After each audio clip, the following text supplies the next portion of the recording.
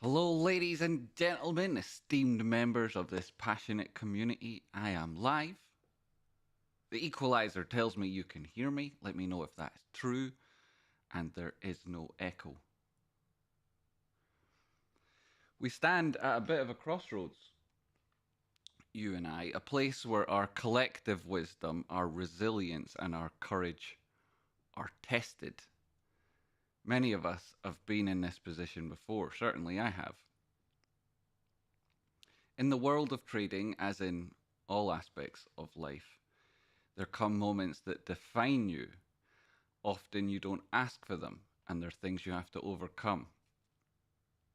There's moments when you have to decide, will you make your own decision, act on your own volition, or alternatively, just go with the crowd? And in making that decision, you'll rarely be presented with easy circumstances or the ideal moment, and certainly not an appropriate amount of time for consideration. So let me tell you about my own thoughts and ask you for your consideration of the same. If the short hedge funds need your shares because they are shorted this stock over 100%, then what difference does it make to give them some of what they crave if it doesn't allow them to close the entirety of their position? If it's shorted more than 100%, then now I'm not suggesting this, but even if everybody was to sell 100% of the shares they've got, that would only be 100% of those that are available and wouldn't allow for closing down those positions. Plus there's insiders and institutions holding those shares. So selling your shares at some stage will not change the play. Okay, not a suggestion, but a clear fact that if you disagree with it, I'd happily hear your side of that chat.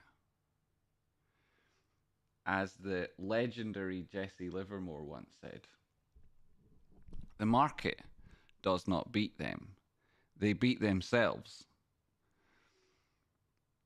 Because though they have brains, they cannot sit tight.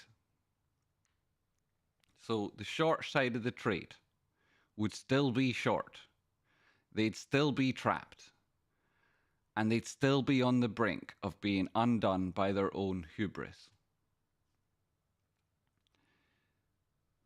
By holding the entirety of what you've amassed in GameStop, especially should it put you in a dangerous position with regards to your own finances or your own obligations or responsibilities in life, is not a good decision. It's not a wise decision, and it won't help you. But it will help those who want to use you.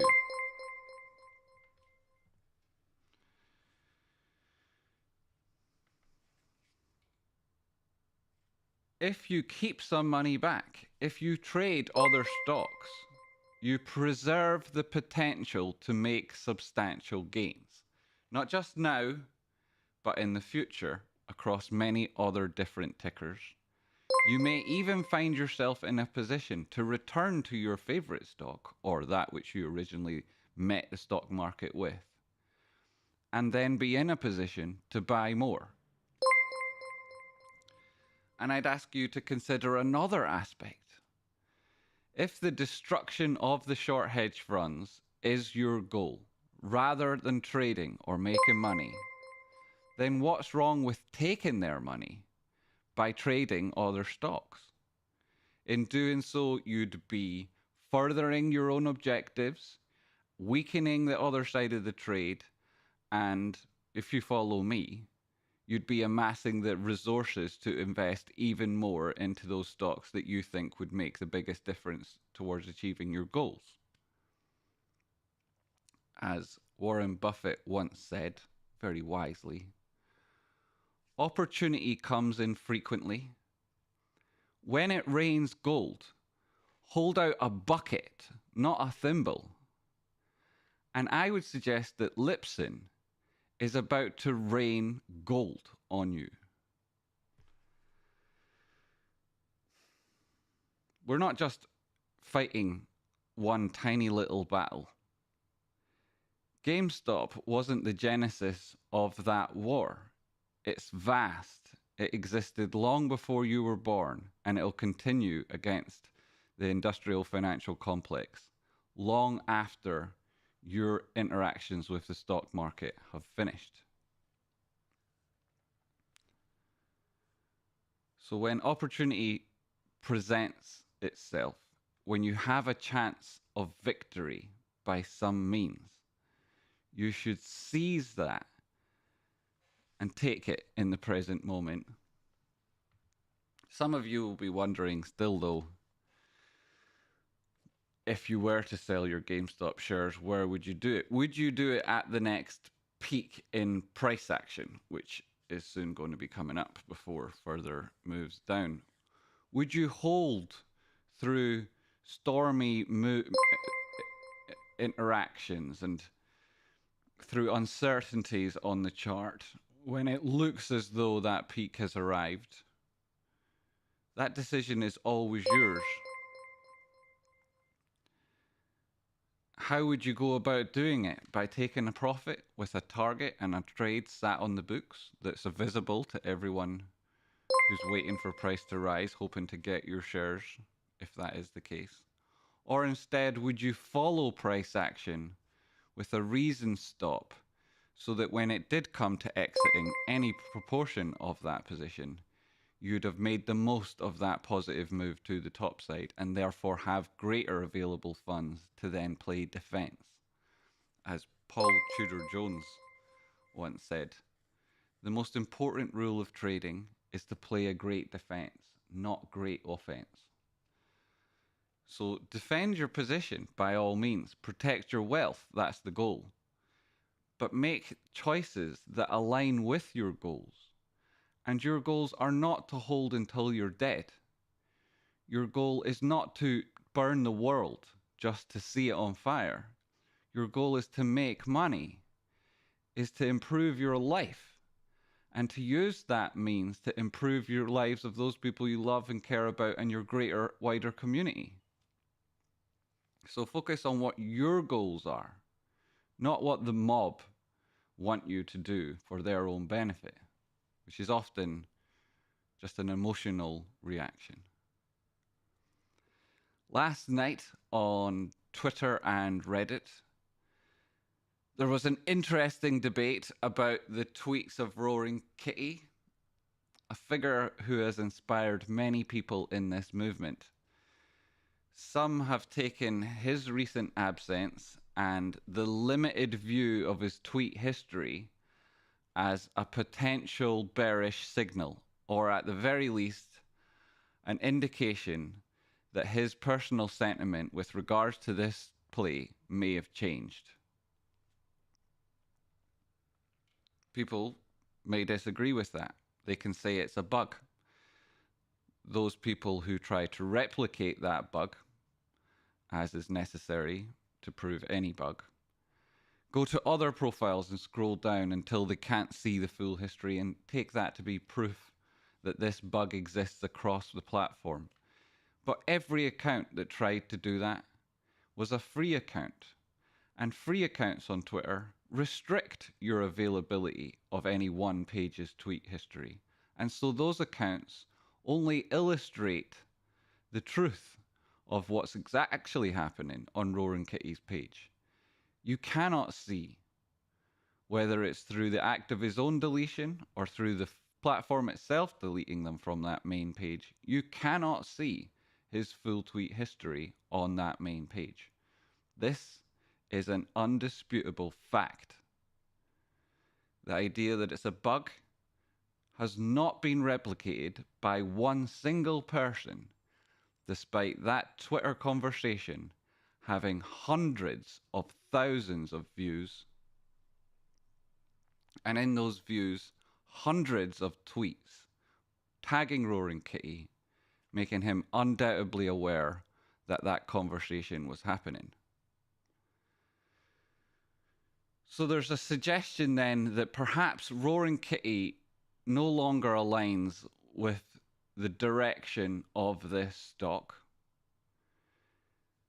The questions about my wording are a hyper focus on the detail that really isn't helpful, doesn't advance the conversation, and that is their goal.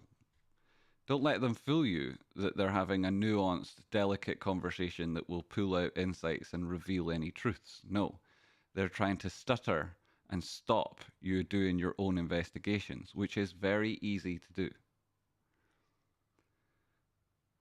And as Roaring Kitty himself has shown us, time and again, there is often more to the current situation than meets the eye. It's easy to get lost in the noise or to focus on controversies and speculation. But remember the core of this movement. It wasn't about one person. It wasn't about one stock. If you think that to be true, then that's hugely disrespectful to the community you share here. The community of all of those that go into the greater whole, that has the most compassion, that has the most patience, and, quite frankly, has the most buying power of any one collective community involved in this movement by a large, large margin. This community always believed in deep value, and we've taken famous trades, proving our ability to exploit those opportunities. We've always believed in the power of conviction and in the strength of our ability to hold to our beliefs and our strategies rather than to hold at our own expense. So remember, stay true to those beliefs, stay true to those goals, and stay true to the strategies that will help you achieve them. Reject the idea of mob rule. Here recently on this channel, we've focused with great intent on a new ticker that we hold very, very dear. The stock is at historic lows, but it's now supported by a new board that's strong, that's capable, and that's ready to take on the challenges ahead. These leaders, whether it be John Sabino with his military precision, whether it be John Collins with his financial acumen, or the soon-to-join CTO with groundbreaking history and experience in innovation. These are the people who will guide this stock to greatness. It's not me you need to trust, it's yourself. To those, though, who follow me into the breach, I would say this: we are more than the sum of our parts. Our collective buying power is unmatched with other communities in this movement. And our resolve has been tested and proven to be unshakable time and time again. Every action I have taken on this show, from the first mention of this ticker to now, has been with the intent to create an ethical and successful approach to investing. We're not just here to make money. We're here to do it with good people, in a good company, with good intentions.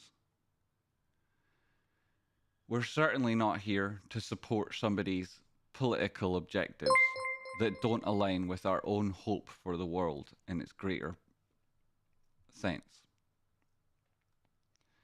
So I would say, in response to that Twitter controversy last night, you're going to have to try a whole lot harder if you want to shake my conviction in my approach. You're going to have to shout a whole lot louder if you want to drown out the truth of my message. And that you're going to have to get up far earlier every day, work far harder for the entirety of that day, and stay up far later to have anything like the impact that I am having and will continue to have on both GameStop, LivePerson, and any other ticker that I ever choose to talk about. You will never, ever change me. You will give me another obstacle to overcome and another successful checkpoint to charge through. If this message or any aspect of it was to ever reach Roaring Kitty, I'd hope he'd see what we see. A tremendous opportunity. A chance to be part of something bigger than we are that can never co-opt our beliefs or take away from our motivations, but only help them. Together, as has been the history here, we create something powerful, something lasting, something significant, something bigger than any one person's individual political beliefs. Now, there's all different levels of skill when it comes to exploiting the oscillations in price. And I would say that if you watch this channel and feel at all insecure about your ability to trade, then don't worry. This is a deep value play. The targets are astronomical. And as the father of deep value investing said, his name's Benjamin Graham, the individual investor should act consistently as an investor and not as a speculator. So I would urge you to invest with wisdom, with courage, and with that unwavering belief that you are on the right side of history, that your bravery, your courage, your conviction, those are the things that have defined you, that make others envious of this place and bring new people here every single day. And I'm happy to point out that after that tweet controversy, we had a very large new influx of people who want to hear about Lisbon, who want to understand our thesis, and who are joining us on the Discord to meet and hear your thoughts. Some of them very significant people who only add to our overall buying power and that footprint that we have on the world. So thank you for that little chat about last night's tweet controversy. Remember, if it's a bug, it can be replicated. If you're on a free account, then you're restricted on every account you look at. If you look at the media and replies tab, that's not the main page. And Roaring Kitty is aware of what happened and could at any stage intervene to make his feelings known, to clarify what is clearly a bearish narrative remaining on his page.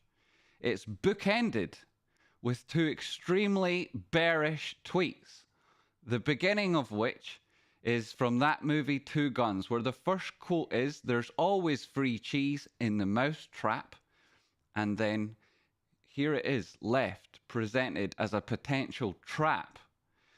It's bookended at the ultimate tweet with a position shift into Chewy of exactly the same size that was in GameStop. It required the filing of a 13G, which means that should he go to make a decision about exiting that stock, he would have to be very public about that decision. And that position matching exactly that which was shared in GameStop previously, and nothing shared since, no confirmation he's still in GameStop, speaks volumes. And in that action that speaks so loudly, do you see a logic there? And I'd ask you this, what would you do if the circumstances were such that you had created a unique phenomenon that had brought tens of thousands, hundreds of thousands of new investors to the market and made them millions of dollars, trapped others underwater in significant financial strain, and you knew that if you were to explicitly state how counter to your own beliefs this current CEO was behaving, if you were to articulate how your previous bullish thesis, resting entirely on the good faith you had in the CEO, was now shattered, how could you ever directly confront that subject without plummeting the value of the stock and causing those investors an intense amount of pain? Would you instead just not say anything?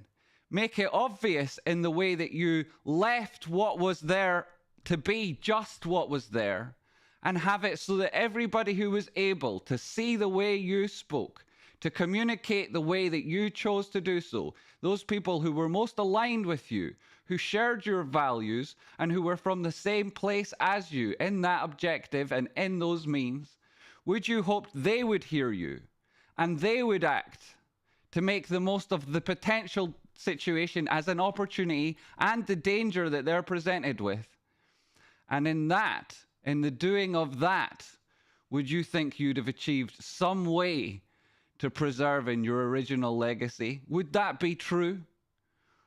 Or would you directly come out and say, Ryan Cohen is behaving like a dick, it's affecting tens if not hundreds of thousands of investors around the world, and it's causing shitloads of good people to lose loads of money hand over fist over and over again? You couldn't say that, could you? You certainly couldn't do that, causing it further harm and pushing you further from your original objective, could you? Now, I say all of this aware more keenly and with a degree of accuracy and a record of proving it, very aware of the current oscillation in price, knowing full well the likelihood that GameStop will manage to reach $25, knowing entirely the probability of 28, and knowing then where peaks will come, where danger will be, and where more people will lose more money again and again ahead of the price, ultimately on GameStop, moving back down to around $10. I know all of that will happen. I know it will happen. And how will you handle those oscillations then? How will you and those people who put hate on me, how will they communicate about this moment, about all the others where I've also been right? And where will my courage and my honesty, where will it be heard? Do I expect it to make waves on Twitter? No. Do I anticipate being the top post on Superstonk? No. But like Roaring Kitty, do I think that those people who hear what I say, who resonate with my message, do I think they will act? Do I think they will make the most of opportunity? Do I know that they will protect themselves from danger? Yes, I do. I know that as well.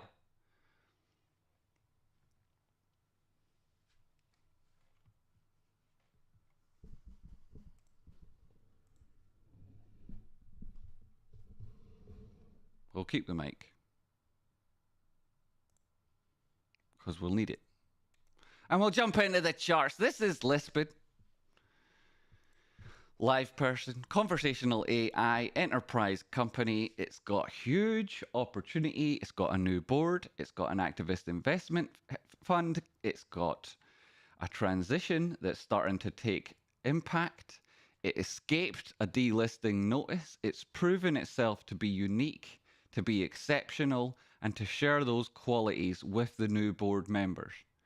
I truly believe that LPSN has one of the best boards in the entirety of corporate America, whether that be a public or private company, not just in their own skill and experience, but in their morals, in their ethical approach to doing the job that they're doing, and in their skills and experience at taking a company from deep value to massive, massive buyout.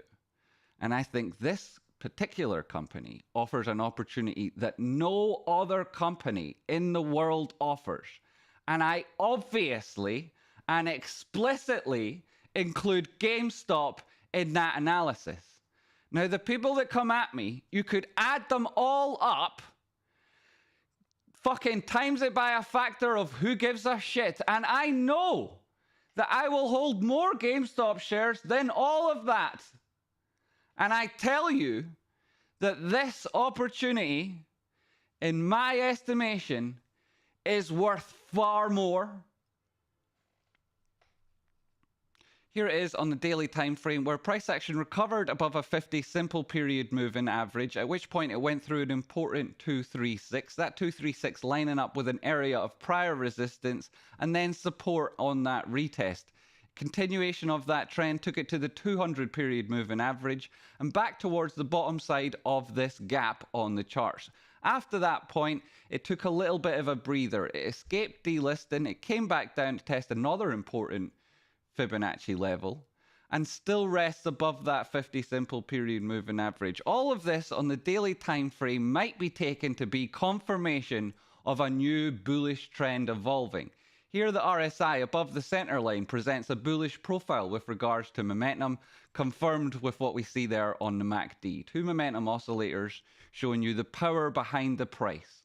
So you don't always need to see price moving in extreme percentage range every single day in order to get confirmation that you're going in the right direction. Especially not on a stock which has experienced an extreme amount of volatility through corporate action, through the recovery of a delisting and gone through a period of transition which is currently reversing a predominant trend. You don't need to see continued volatility. Volatility is also measured over its own change, its own rate of change. And so a pause in that one factor leads to its potential expansion in the future. And we would like to see that volatility expanding when the trend resumes. All of those things would be taken together to present the narrative that when price is moving up, the traders are buying it, have got courage in their conviction, that that conviction is to the top side, and that as everybody else takes note and joins this stock, they'll be adding to continuation of that prior trend, which is the essence of risk management and the approach all sensible traders take. So it's a welcoming stock. It's a massively, potentially huge value stock, and it's got obvious opportunity presented to anybody with two eyes in their head. Should this break into this gap, it'll be going through an incredibly important area of resistance. It'll be doing that and recovering back above a golden pocket. When price goes beyond a 618, it defeats the idea of a bullish or a bearish retracement only to lead to continuation back down in that previous direction. And instead it defeats that previous move and you look for resistance back against that previous trend. The top side of that gap would be the first one at 239. Beyond that, you'd be looking up here to where that fib begins. That's at $4. And that would only be testing historical lows when you were in 10 times cheaper at this point than the activist hedge fund who believed at 33 that it was going to potentially go to hundreds and hundreds of dollars per share. And it'll still be early. Beyond that, you've got another gap that begins at $6.50, finishes up around $8, $9.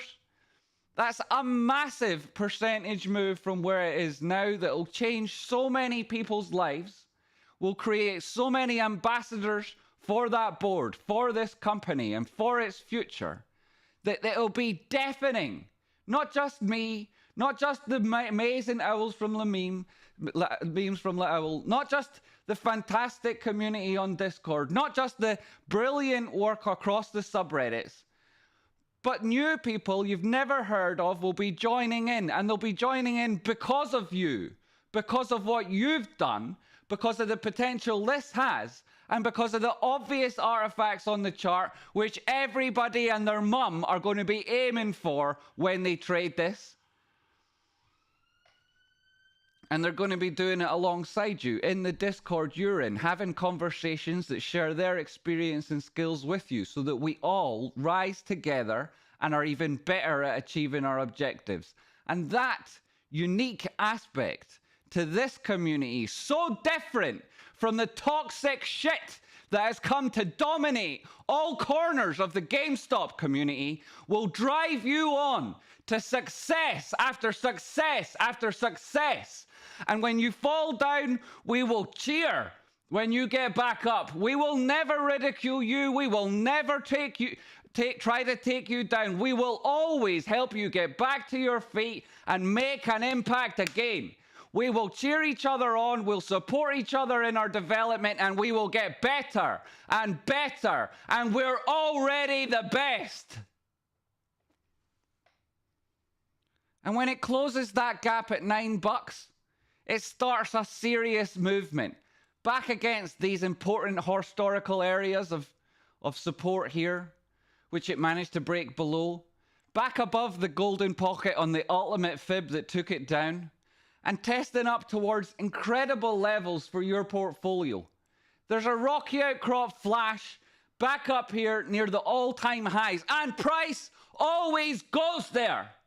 In a trend, in a breakout move, I don't give a fuck what strategy, what approach to price you take. If you manage your risk and you hold this thing and invest at the lows, if you manage your risk and follow that trend, you'll always be able to get back in, you'll always have a higher target, and you will change the investment landscape. You will make it so that the retail communities are not known for their ignorance and their blind action, but instead for their considered approach, for their incredible skill, and for their achievement in fulfilling the dreams that the people who started this retail movement that you're now part of originally planned for.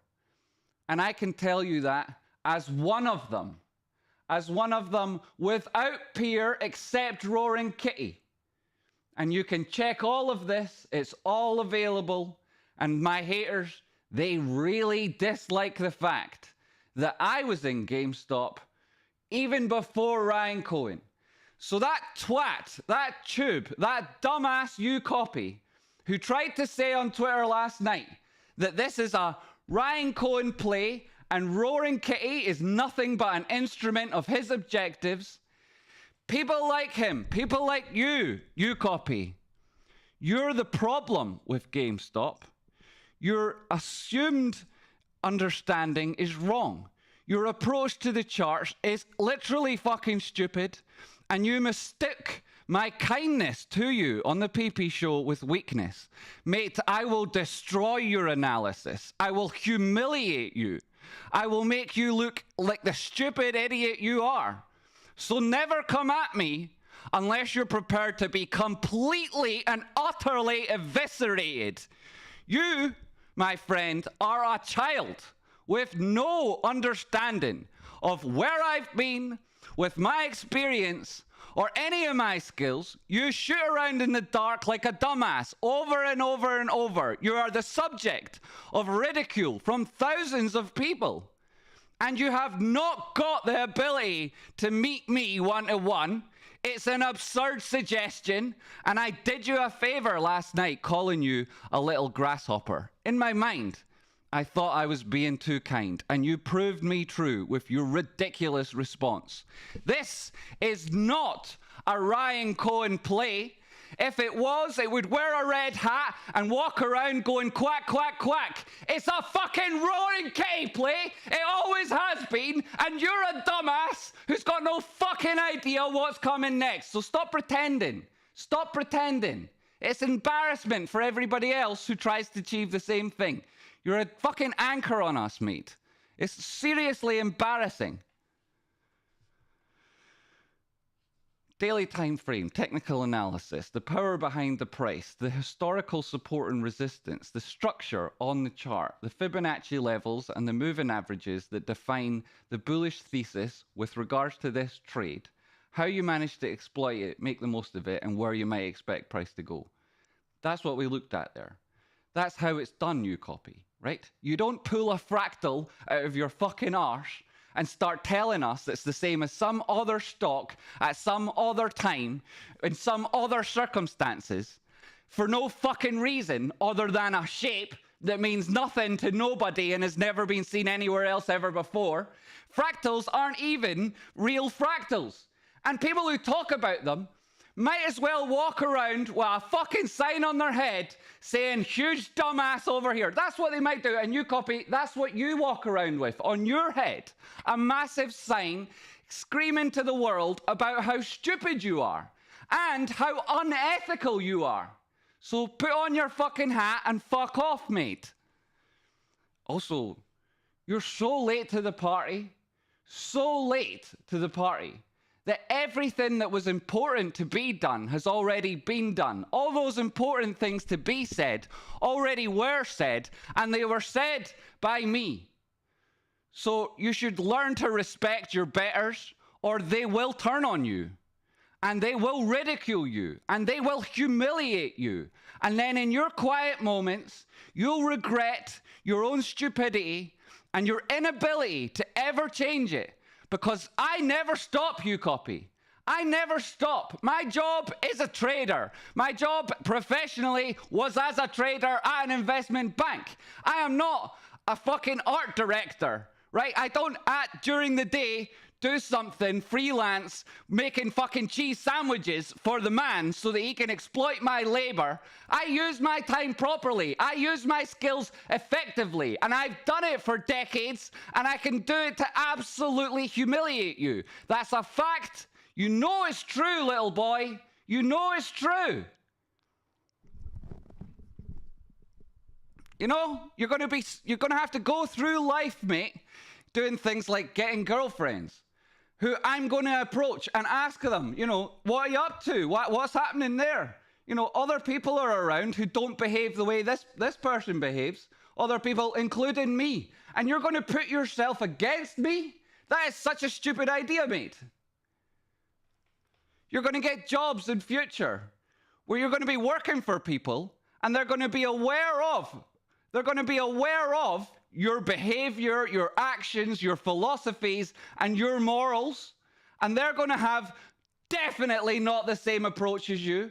You do yourself a huge disservice. And you should recognize, good people, instead of chucking your stupid weight, as little as it's worth, behind a billionaire who acts counter to the interests of retail, you should think about that, right? And that's coming from somebody who's got more GameStop shares than you can ever hope to hold, ever, right? Little tube. And when this thing gets up to $69, and I use sensible risk management across various financial instruments to hold on to my position, yet still profit from all of my hard work, I'll return to GameStop, and I'll buy more and more of the thing. And I know that if I was to turn around in a year's time, or just months, I could pick on less fingers and toes than I have 10, 9, 8, 10 people. I've got 10 fingers and toes together, mind you. But I could pick those people, and I could add them to my own position. I could speak to them, and I know that without hesitation, they would add their shares to mine. I would then have a significant shareholding in the company, and I would be able, and I would say it from the board, the last thing GameStop needs is toxic losers in the community. The first thing we should focus on is revitalizing and rebuilding the culture that got GameStop from a shitty hole in the road to the potential to change the world, because that's where the focus should have always been. Not on firing staff, not on closing the wrong shops, not on buying distribution centers that then had to close, not on an incredibly humiliating failure with regards to crypto. That was so humiliating for Ryan Cohen. It was massively embarrassing for any businessman to go through the experience he had with that NFT shop. It was incredibly undermining to his reputation. Many, many CEOs looked over their shoulder and saw that behavior and realized it to be amateurish, to be shooting from the hip and missing over and over and over and using other people's money to do that. It's now left him with a scar which he can never heal. that burns inside him every fight he enters and causes him to hurt and harm the good people in the GME community that gave it that breath of life. And he does it without pause and without compassion. And he has a far, far bigger stake in other companies where more of his money is invested, more of his time and compassion is, and where more of his objectives will be achieved. And those objectives are to make way more money than you and to never, ever give that away to you. Never to give you even a breath of air where you could get a little bit extra for yourself. He wants all of it, and he'll take all of it. So what will you do when GameStop goes up in price? Will you wait for the next dilution and the following cratering in price that comes? Will you wait till it gets to those peaks and then tune in to some idiot on Twitter telling you that it's going to go another 500% and so you can't possibly sell? Will you wait until you're dead and buried and dust and fucking gone with worms in your eyes so that whoever picks it up after you then sells it because they don't have the same conviction? Will you go through the opportunity cost of missing out on changing your life on so many other opportunities, not least of which is LivePerson? Will you go through that opportunity cost of not making money, not making a difference, not getting what you want in life, just for the sake of some anonymous dickhead on the internet?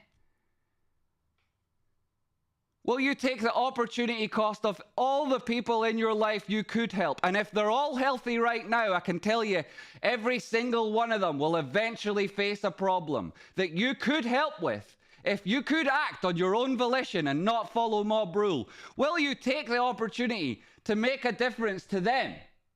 Or will you sit through every peak and then every fall, never taking a single bit of profit, and always thinking that you can't give up your shares because they're real and the short hedge funds need them, failing in the basic concept of maths that if they're short by more than 140%, then they could acquire every possible share in existence and still be short.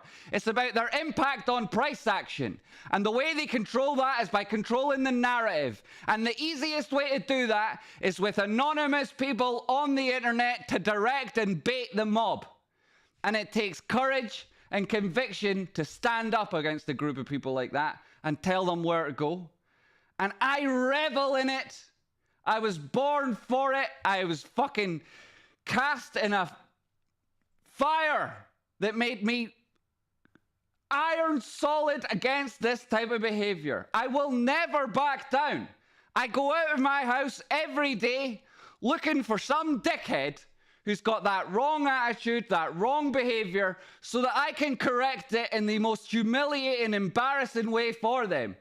I do it when I sit down in this chair. I do it when I open those stupid apps. I find you and I ridicule you over and over again, and it will continue to happen.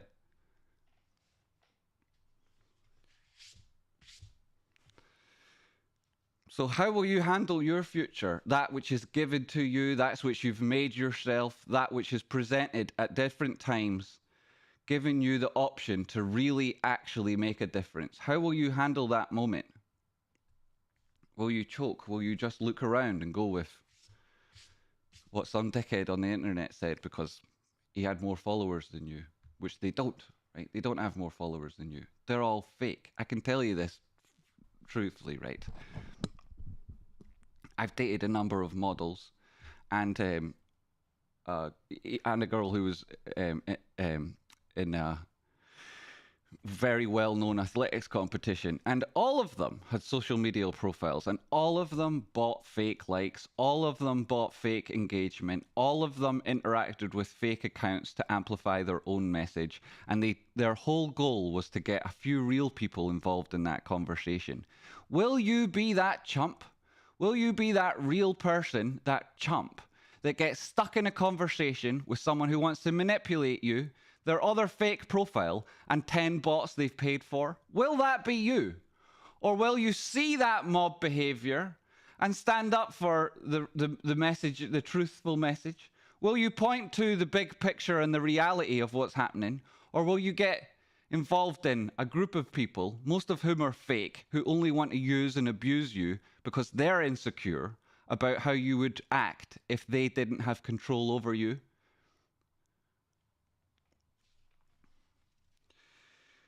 So that's what I wanted to talk about today. These people I used to date, jokes.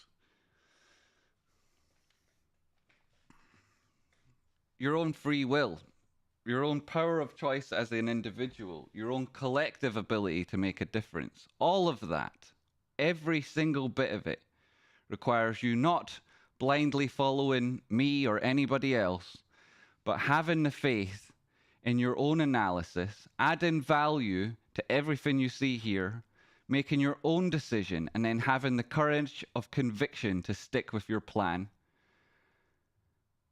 And if it's any help, and if you're at all new, we've done this many, many times before, and we're going to do it many, many times in the future.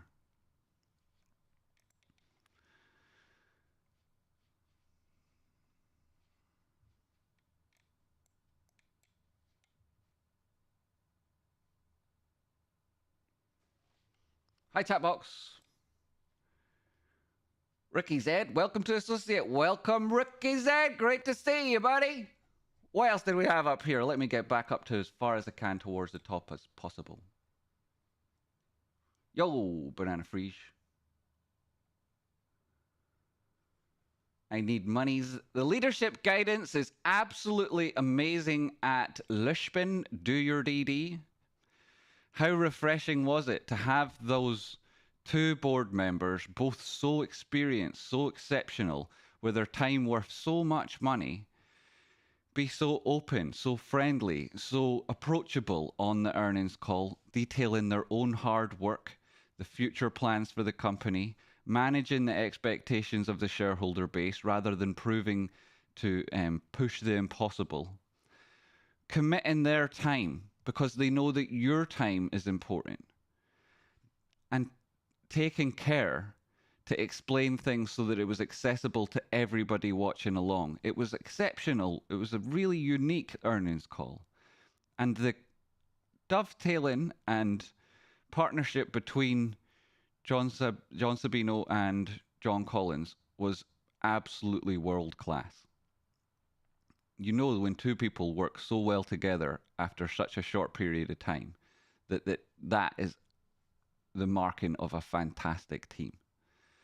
And you're right, they've got a brilliant board. The leadership is incredible, and the guidance that came along with the calls was very, very refreshing. And that should reflect upon everybody who believes that it's a good thing that Ryan Cohen doesn't talk on the earnings calls. The reason that he doesn't talk on the earnings calls is because he's insecure. He's insecure. Ryan Cohen is a very insecure man. It's a bit of a tragedy because he's the spearhead of the company, now sitting in the CEO position. It's also true to say that if you look back on Ryan Cohen's comments about being a CEO, he said he never wanted to do it again because it's far too much work. That from the guy who tells you that actions speak louder than words, and to work, work, work, him who hates the job he then accepted. So he's also a hypocrite. A massive hypocrite to say, stop with the political division. All it does is undermine the people. And then later, at a very sensitive moment, when emotions were high, to tweet out political support for a very divisive candidate who now is losing in the polls. What will the impact of that be should the other side win, and that be the new administration? That they can see that this guy aligned himself against him. Will that serve you as a shareholder base? Will it be that people forget that he tweeted Donald Trump 2024, Kamala Harris 2069, that he put out divisive, quite likely racist tweets about her subsequently? Will that sit well with that new administration should they win? Is that a risk worth taking? What's the benefit to behaving that way? What's the cost? There's an immediate one. There's a huge cost that might come later. So he's both an insecure hypocrite and a coward with poor decision-making skills.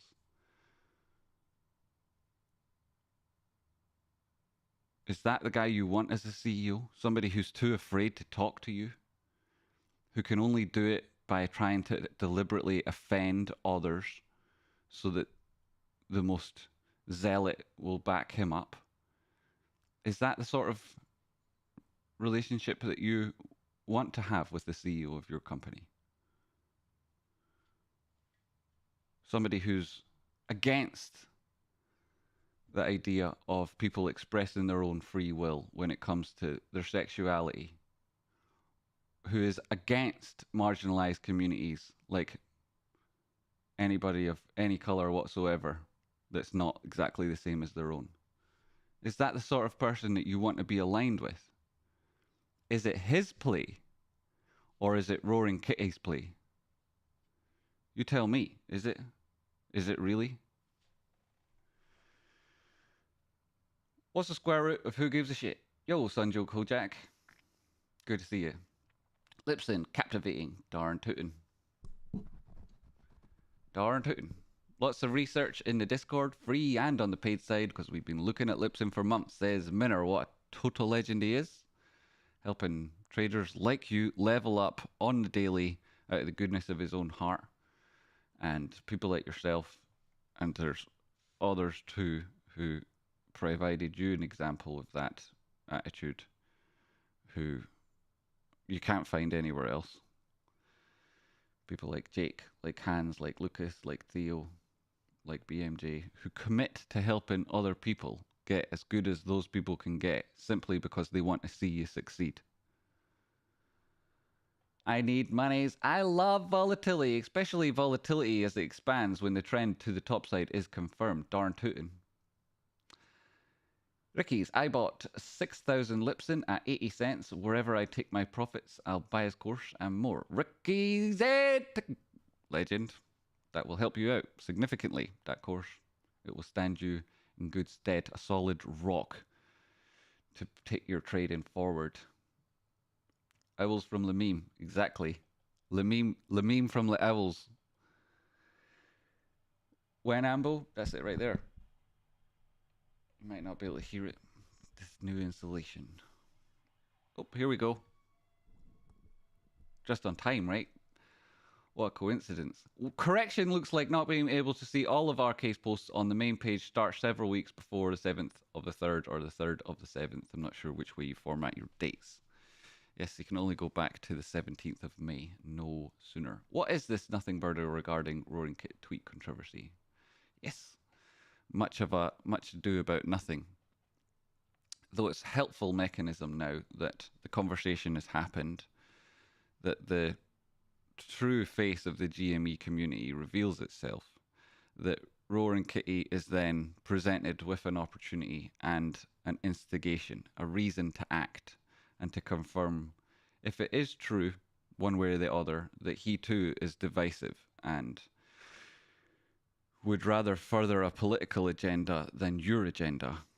That's the presentation that's been put before him by those toxic people who responded to my tweet, rather than in any intention of myself when I started talking about things, which I'm allowed to talk about at any time I fucking choose. I own and love GME and LPSN. ZJ, love to hear it. Jimmy's spitting out truths up here. Yo, Japney, good to see you. Spit them facts. Here's going to hate True L. Baker. L. Baker Latoya, a hugely positive member of this community. Going to be, already is, making significant strides in her trading. Going to be hugely successful as a trader. So proud of you, Latoya. Also, one of many messages I got last night on Discord, and from the few people who've already previously messaged me on Twitter, and so are therefore able to, because I've turned it off and nobody should be able to, expressing support for me, but not being interested in the conversation that was happening, which is totally fine. You know,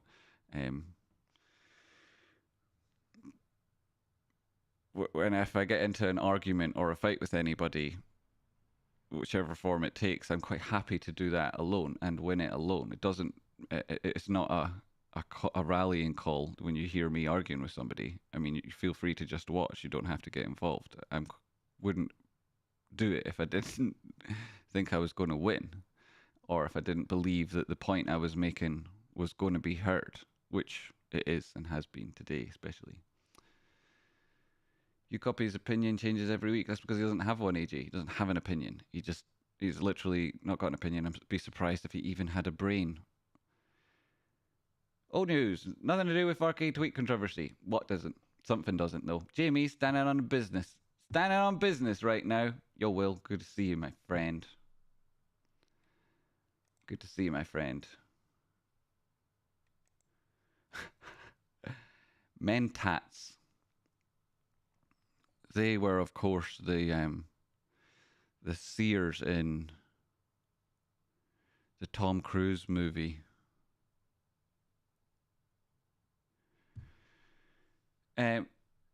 You're a fanny, mate. You're a complete fanny, and you're not got a real name. You're actually the guy that you want people to go and watch because he's got no audience, because he's got no voice, because the things he says are stupid, and so are you. Though you're the same person, you're so stupid, super stupid, and you're an embarrassment to him to come here and say that. It's hugely embarrassing.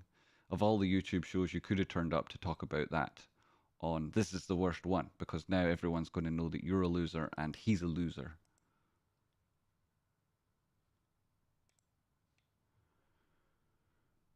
Howdy, Alejandro. Great to see you.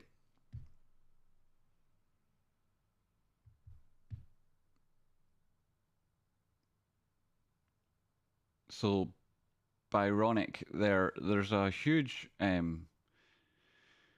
issue with this idea of assumed knowledge, where there's an assumption that Roaring Kitty's tweets disappeared over a month ago, quote unquote. Now, paid accounts have got a restricted amount they can see. It's true to say that people like myself, and you'll probably be aware of Lit Owl, have got great oversight over Roaring Kitty's Twitter page, and do know the actual truth from first-hand experience of what was and wasn't available to what dates it was and wasn't available to. I have a paid Twitter account.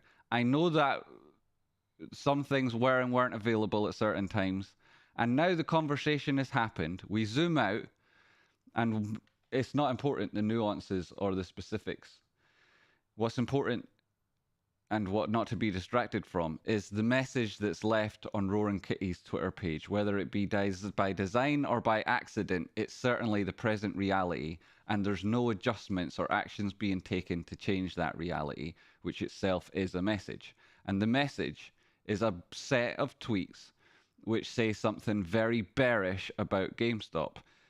Now, I can read meme, okay? People took objection to that turn of phrase, but like I say, they can't read meme, so how would they possibly be able to understand a flowery expression like that? Never mind my eloquent delivery of the facts. I can read meme, and I understand what's left on that page. I've already detailed it at the start of the show. The tweets are bookended by a move into Chewy holding exactly the same position as would have been in GameStop, and that speaks volumes without further confirmation that he still holds GameStop. It's also so large a position that it involves a public filing and therefore is quite emphatic in its statement. The tweet history begins with a screenshot from a movie called Two Guns, and the quote at the start of that scene where they run out of the bar is, "There's always free cheese in the mousetrap." And so these are two bearish tweets or at either side of that meme story, and in the middle you've got John McEnroe saying that it was a bad call and it was shared during the earnings call, the next one on the 4th of September. Let's see if there's any other further updates then. See, it was a bad call and it was on the earnings call. Another is of the character Bruno, who's unable to articulate his vision of the future because he knows that it would bring harm to him and other people. And that's not because he can no longer meme. It's not because all memes from the past are now opening him up to a litigation and a potential vulnerability. No, because he's got other memes there, right? So the facts would disprove that thesis straight away. And so put it all together along with lots of other touch points in those memes, and you can see that it's a bearish narrative, right? It is a bearish narrative. Any crazy ass tinfoil to try and turn the story into a different direction would fail under any scrutiny at all, never mind that which I've just presented. And so the meme, the residual memes, that's what's left there, they tell a bearish story, and if you were to try and present a coherent, logical argument to a different narrative, then I would like to hear it done, and in a way that was as simple and as easy to articulate as I just did, because you would have to not just defeat the logic that I presented, you'd have to match it or exceed it, and then you'd have to also deliver the Occam's razor reasoning. That is, that it would be the more simple answer, and therefore the more likely. And that's impossible to do, my friend. As much as I appreciate that what you're saying there, it's impossible to do.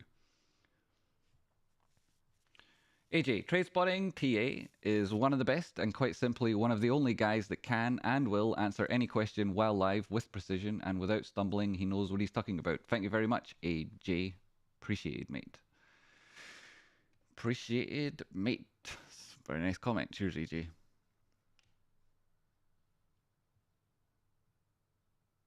Dude, we're not bots, we're live persons. Yo, Ams, good to see you. Good grief with the fractals, you're telling me, Justin.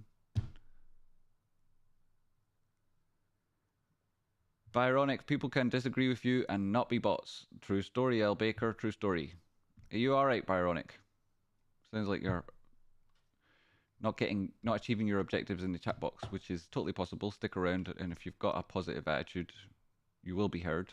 Legitimately was wondering how no one has said this before. Thankfully, we have it here. Amen. Yo, Lamar. Lamar. Great to see you, buddy. Thank you very much. Good to see you again, sir.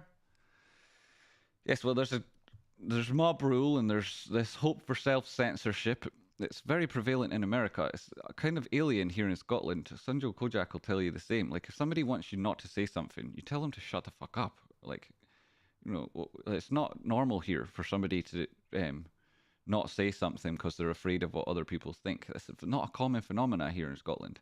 It seems to be the case in America, where people are intimidated by the force of other people's opinions.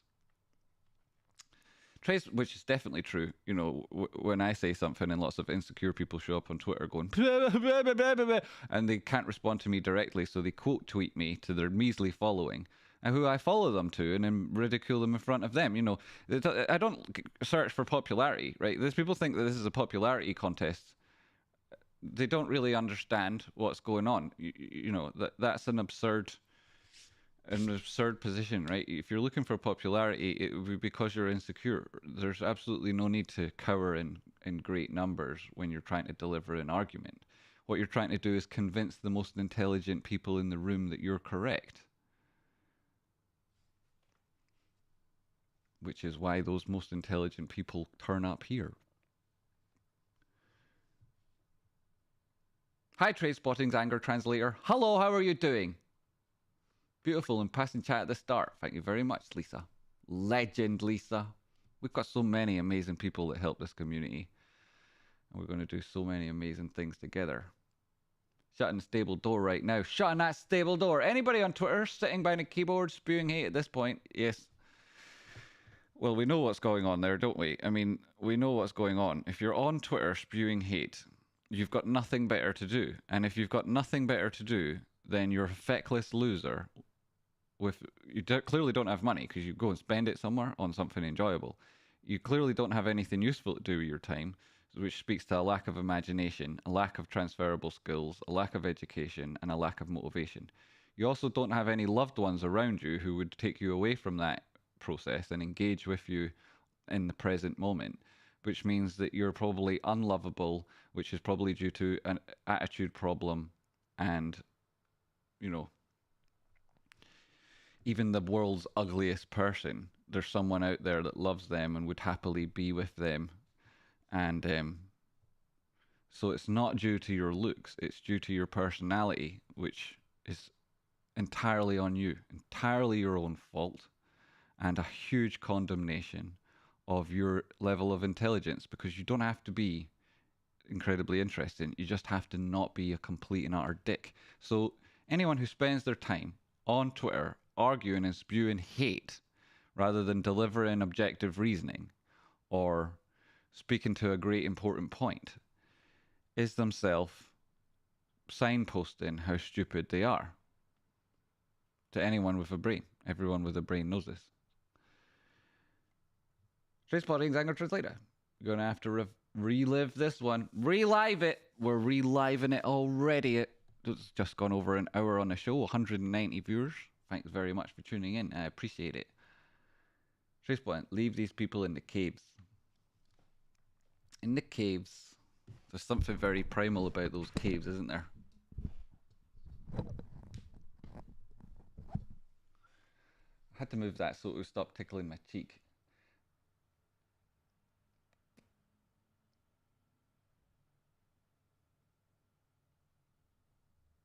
Yo, Nick, good to see you. Guess I turned up right on time. Great to see you, Kieran.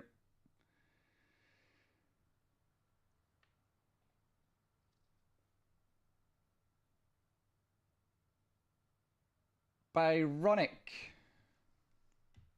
Have you had your answer already? I hope that you feel as though you have.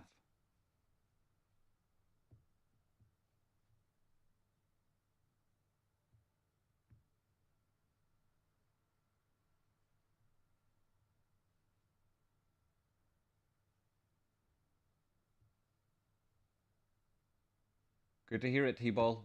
Keep that up and you'll be in the memes. The controversy was largely arguing on Twitter. Yeah, it was less of an argument and more of a bunch of stupid people repeating the same point over and over again, then going on their fake account, repeating the same thing over and over again, then going on an alt account, which was called like alt 6969 or various ones like that, and then saying the same point with literally the same spelling mistakes and the same spelling mistakes. It's so transparent. Trace Boring for Presidente. Possibly.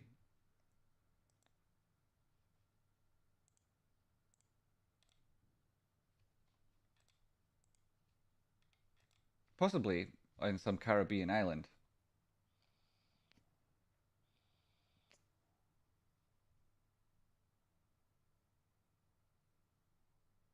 And Tesla. It's the main page that they're not showing up on. I think I've been quite clear about it now and mentioned those riposts that people contributed and the failings therein and how that was majorly a distraction from the point I was trying to make, and ultimately how it doesn't serve anybody's purpose to have silly arguments when the greater, larger point is there yet to be addressed.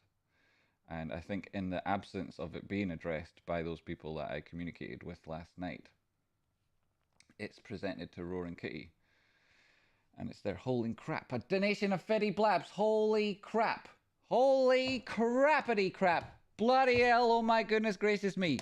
Yes, so, I mean, we can further each other's agendas and reach all of our collective objectives by having calm discussions, which a number of people who disagreed with me did have, and I appreciate those people. We didn't argue, you'll maybe notice there's like liking each other's tweets, positive comments, the conversation ends with us being nice to each other. And they were trying to make the same points that stupid people who were trying to have an aggressive confrontational argument were making. And we chatted it out and came to an understanding, whereas other people didn't. Is this a pizza party now? Sanjo Kojak is an incredible chef. He makes the world's one of the probably the best one I've ever had, best Sunday dinner in the world, and he's now making the same in terms of pizzas, and he's apparently done it with food cuisine from all over the world. Jamie feels that RK has exited his GME position because of RC's apparent support of Trump. That's not what I said. That's not. That would be a reduction or too reductive. I don't disagree with people who suggest that, but that isn't what I said. That would be too reductive. I had a more nuanced point.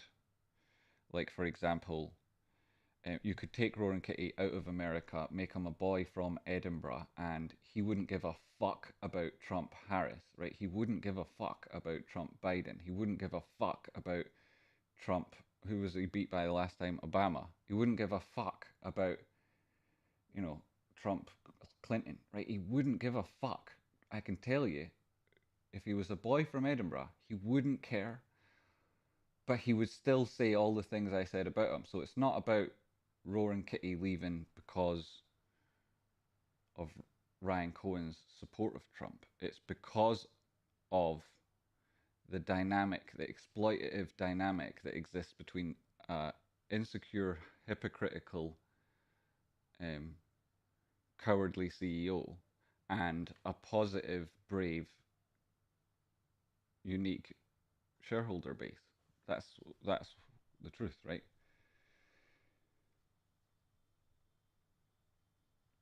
I mean, that's what's truth. I'm not trying to be like um, contrarian in that response. So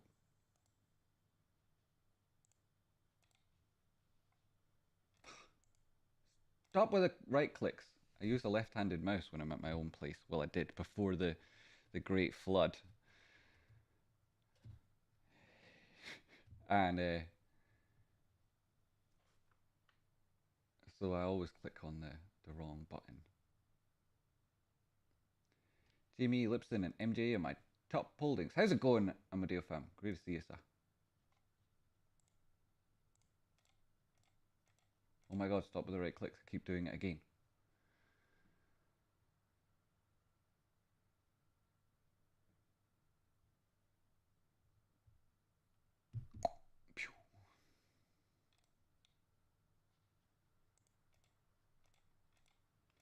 At this point, I'm starting to think both mouse buttons are right clicking.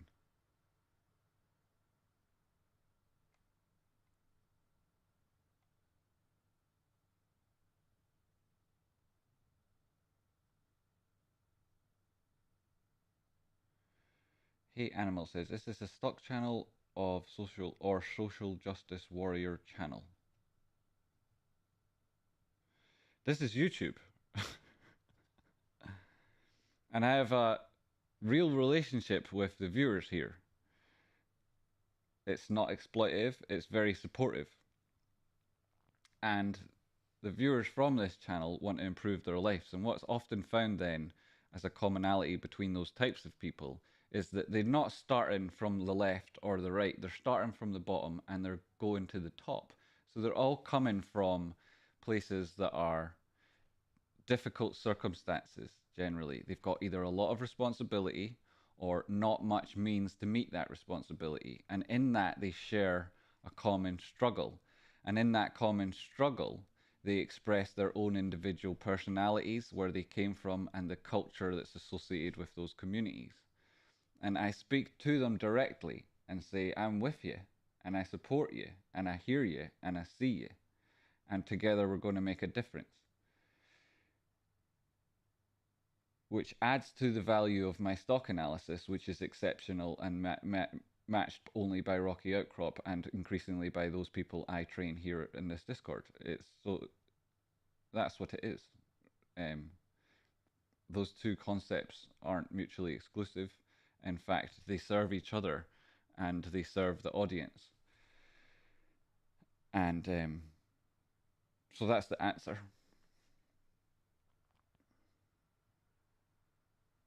Hey, Guitar Outside, how you doing, legend? Great to see you. Always, buddy. I'm going to click right because it is the right mouse button. It doesn't work. Left did it. Left did it. They'll take my shares from my cold, dead fingers.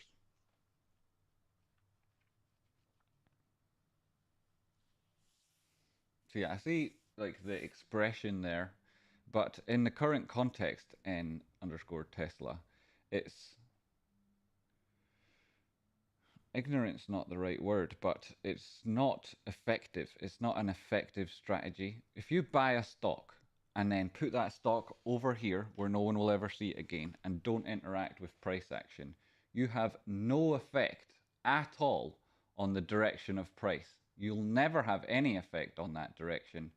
And if you put that share on the books to sell, you likely also will have no actual impact on price action. The only way that you can move price is with a market order.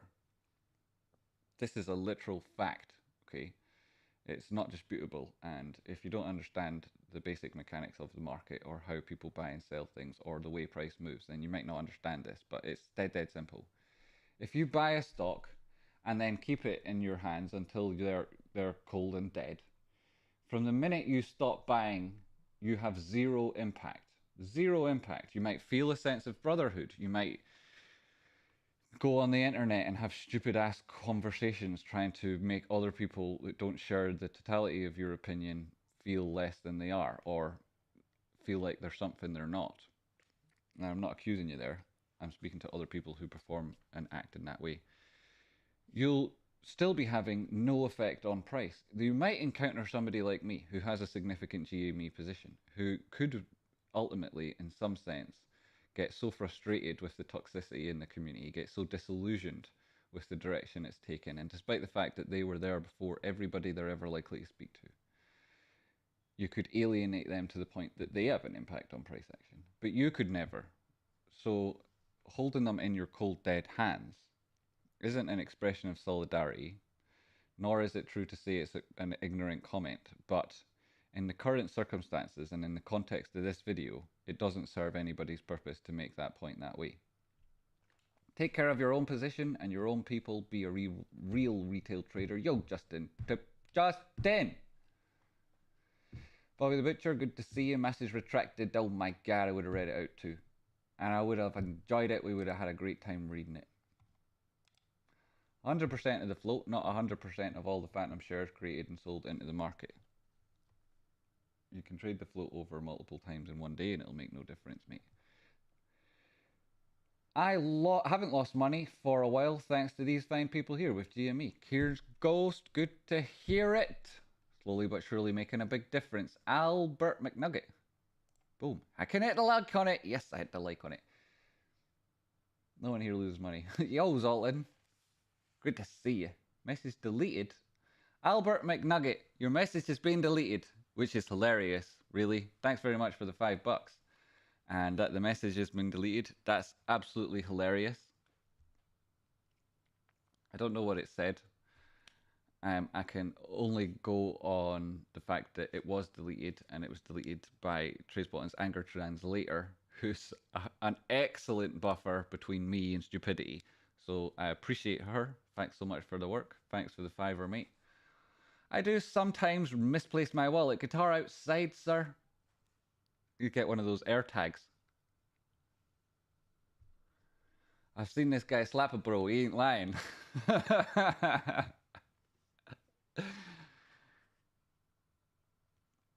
Oh, Brionic. Anyone got a water too much salt in here?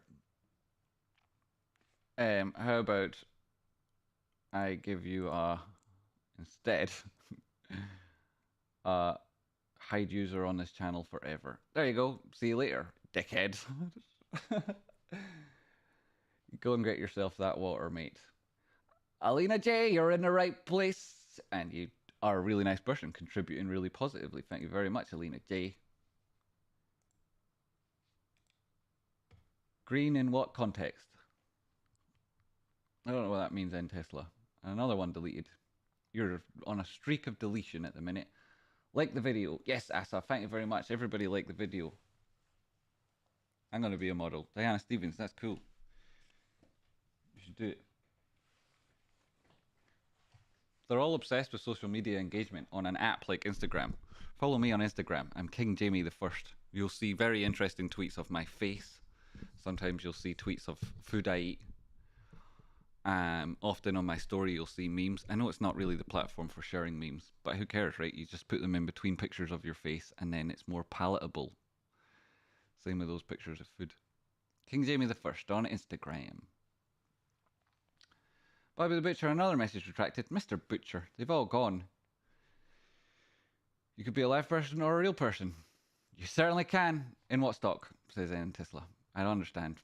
The conversation is just mostly deleted and doesn't seem to have any coherence. I am a fake, not a real bucket. Bait buckets. I've seen your bucket, mate, on Instagram, in fact, and it's very real with beautiful stickers. Are you a live bucket? Only salty person in here is you. Mad because your trolling didn't work. Trolling is for low bass people. The people in here are vibrating at a higher frequency. Darn tootin'. Yeah, darn tootin'. He's also banned for life now and gave us a little bit of a laugh. So overall, thank you very much for telling him to go stick it where the sun don't shine, little Latoya.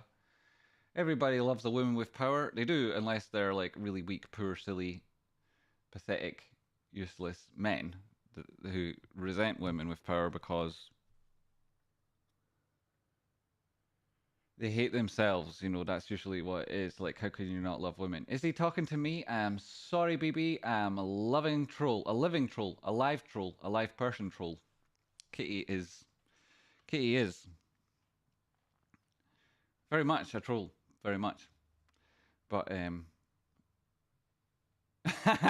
she gets caught. She gets caught every time. I had muted Baronic whatever myself about half an hour ago. Good idea. Good idea. Scuba Gang! Scuba Gang! Did you see that meme on the LivePerson thread about Scuba Gang? If you're from the east coast of America, please stop trying to fill up your scuba tank with weed smoke. Please stop doing that, right? Stop doing that. There are other devices that allow you to get high while you're scuba diving. You don't need to replace your oxygen tank.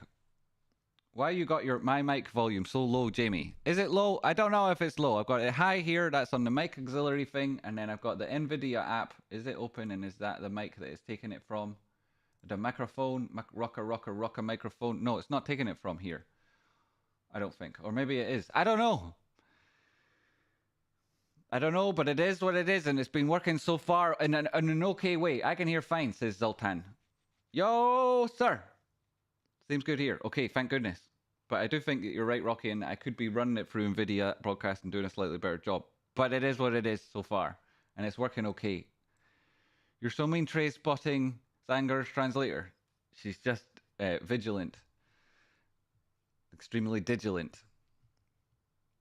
Diddly didgery, diddly didgeridoo, diligent. Curran Roberts, hi, goes. Hello, Mr. Curran Roberts. How you doing, cuz? Why you got marmalade in your ears, Rocky? Yeah, why you got marmalade in there? It's my microphone and my computer, so I know it goes louder. He does know the chat. It's my microphone. It's also Rocky's setup. Loads and loads of times since I've been doing these shows here, Rocky's recuperating up north, recouping. And great to see you, Rocky.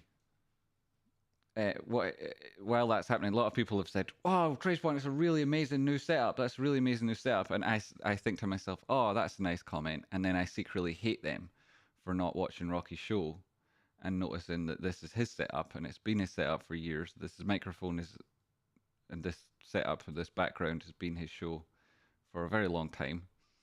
And I secretly hate them for not watching Rocky, where they would learn far more in far less period of time than watching myself. Trace potting, miss ya kid. Yo, Robert, good to see you. Jimmy, just heard your reply. I was censored by your mods, so I left for a while. I didn't say I wouldn't buy, I said I wouldn't sell. Cool, yeah. Like, the mods here do an amazing job. They do an amazing job, and I respect them. And if you were able to approach them and communicate them in a reasoned way,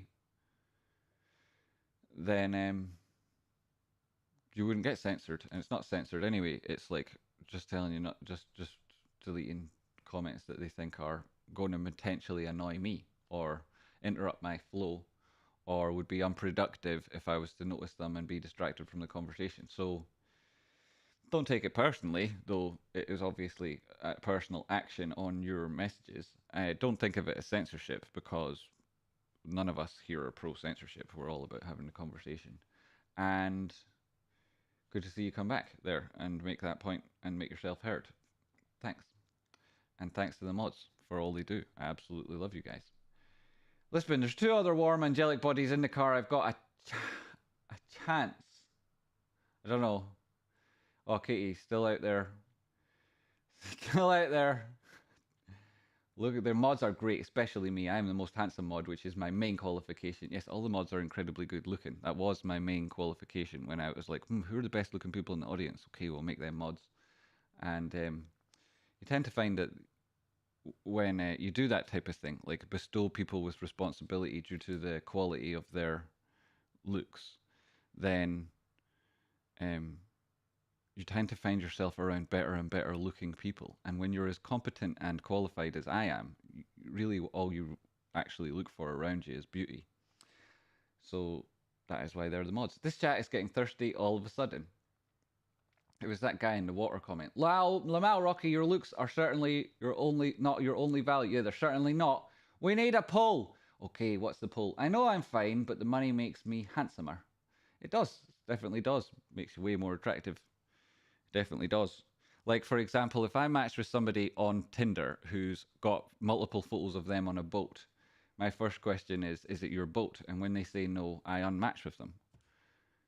I unmatch with them. Whereas if they didn't have a photo of a boat, I wouldn't be having that conversation, and they wouldn't get ditched like that. Tracepoint, I am looking around for beauty, and all I see is you. Oh, Rick, you lovely chap. Yes, well, it's my show. It's my show. Everybody else's beauty is purposefully anonymized because I keep it all for myself.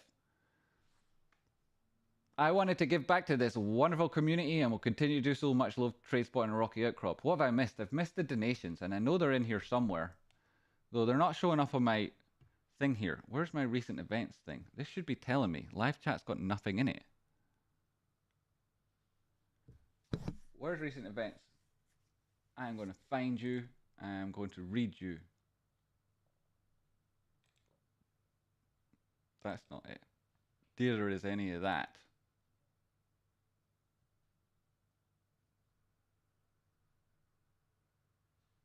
Neither is any of that. Where is my recent events tab?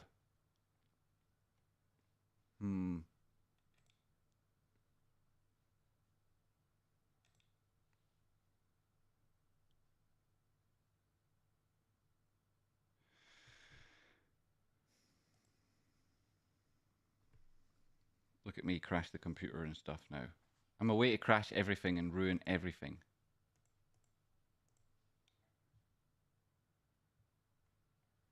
Mini feed, that'd be good. Give me that.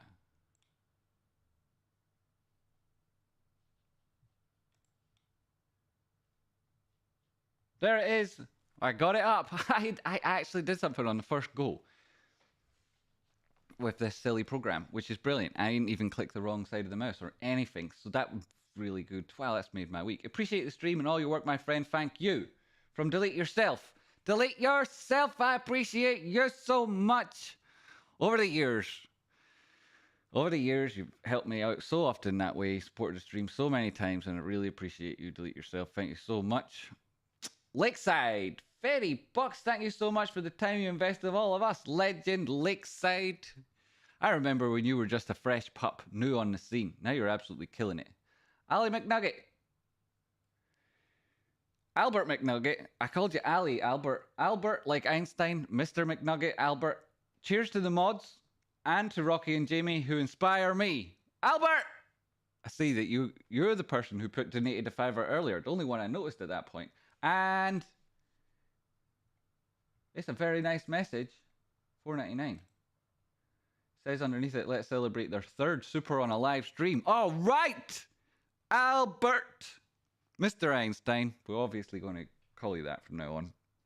A nugget of genius. What's wrong with my nose? Wish it would stop being fucking permanently broken. Fucking hell. Shitty doctors. Thank you, Albert, sir. $4.99. Appreciate it. And Lakeside, like I was saying, when you were a fresh pup, eh?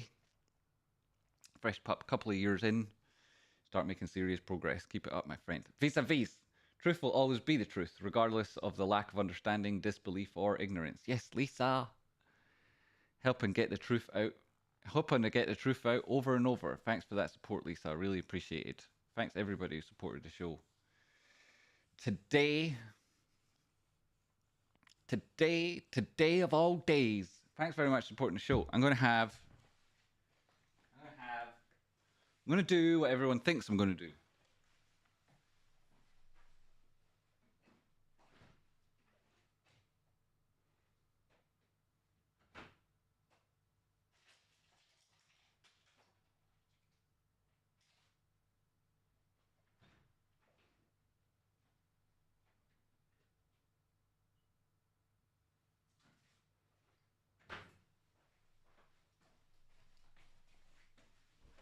I mean, I don't think there's any point really in having a single shot of Jägermeister, but that's what I mean, to like in terms of getting drunk, it just wouldn't happen, right? You'd have to drink the whole bottle, I think. Well, I don't know about you, but I would. So, just to celebrate those super chats, and it being Friday. Cheers, everybody. You say it beforehand, shouldn't you? Or else it's bad luck or something. Google Plexinair, a member for 25 months. Congratulations. Happy anniversary. Great to see that, my friend. Great to see that. Great to see that. Bait Buckets. Bait Buckets has become a member. I think you already were. I think that it just says this thing. It just says that, doesn't it? Bait Buckets always was. You freaking legend. Justin Pickerel, $9.99. You always got to be... You're very generous, Justin. And I am aware of the progress you're making recently and the fact that you're doing all of it starting from a really difficult place. And so you never need to stretch to do that. And nobody who feels like it would be a big sacrifice would need to. I'm not saying that. It sounds like a... Anyway, the point I'm making there is thanks very much. I appreciate you a lot, Justin. Muldoon has become a member. Muldoon! Rocky will tell you about Muldoon. Muldoon's the name of a famous poet from Ireland. I don't know how famous he is. But Muldoon. An author. And a friend of my mum. Albert McNugget. God damn, Jamie. Thank you for answering the calling to your cause. You're bloody welcome, Albert. That's a nice message. Cheers for the $5 there as well. And Ricky became a member. Boom. Great to see you, Ricky. Thanks very much. Appreciate you. You're going to get to be a bigger and bigger part of this place. I know it already. Eric, 35 months. Boom. Lurking recently, but had to check in. Eric, sir. Great to see you.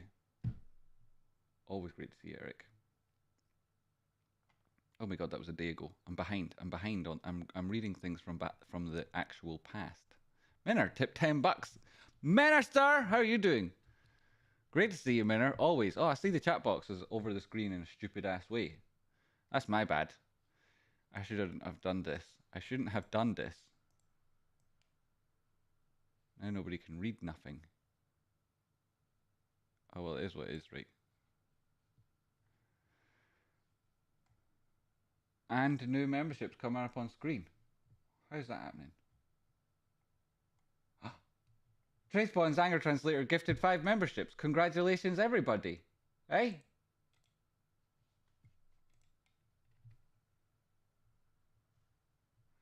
N Tesla, I'm a long-time supporter of this channel. Thanks very much, mate. That's really appreciated. Before I read the rest of your message, I will go on to say that comment isn't actually true. What you mean is to overplay your own contributions to make yourself seem more important than you are. I know who you are, friend. You're somebody who puts in spurious, unhelpful comments to satisfy your own curiosity, which doesn't further anybody's conversation or help anybody. You've done it for ages, and personally I find you a little bit annoying, but I put up with you and tolerate you because I'm a good guy. Now, what does the rest of your message say? I'm a long-term supporter of this channel. Not true. Racist accusations.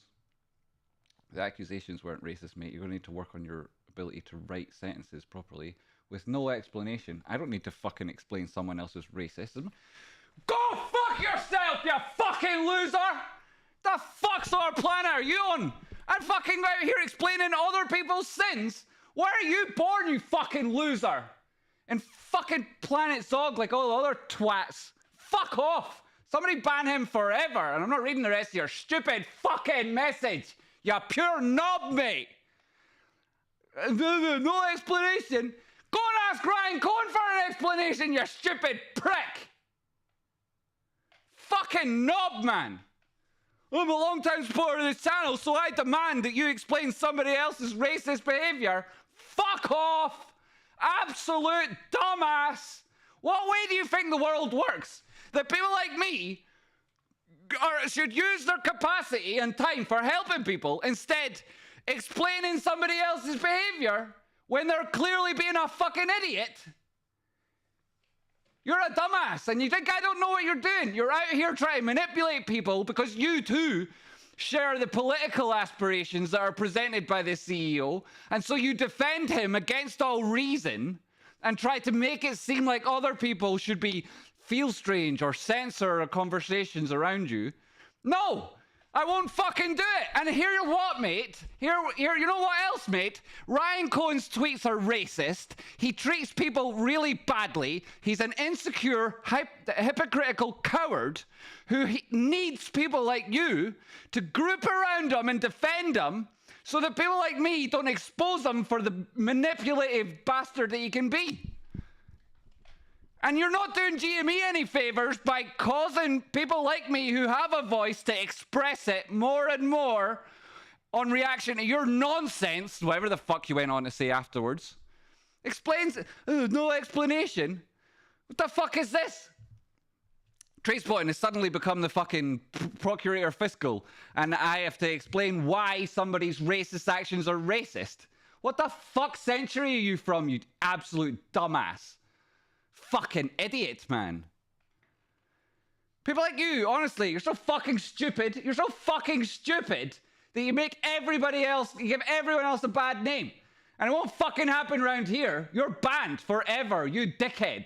You're never going to be able to benefit from the conversation here. You're never going to be able to take the privilege of being a part of this community. If you ever come back under any other guise, you will be instantly recognized because you're such a dumbass, it's obvious who you are. And we'll never, ever welcome you. Anyone else like you who thinks that I have to explain why Ryan Cohen's patently obvious racist tweets are racist can fuck right off. Like, I'm going down that cul-de-sac of fucking incest with you, you dumbass weirdo. Fuck off. Oops, I unhid you. You're a fucking loser, mate.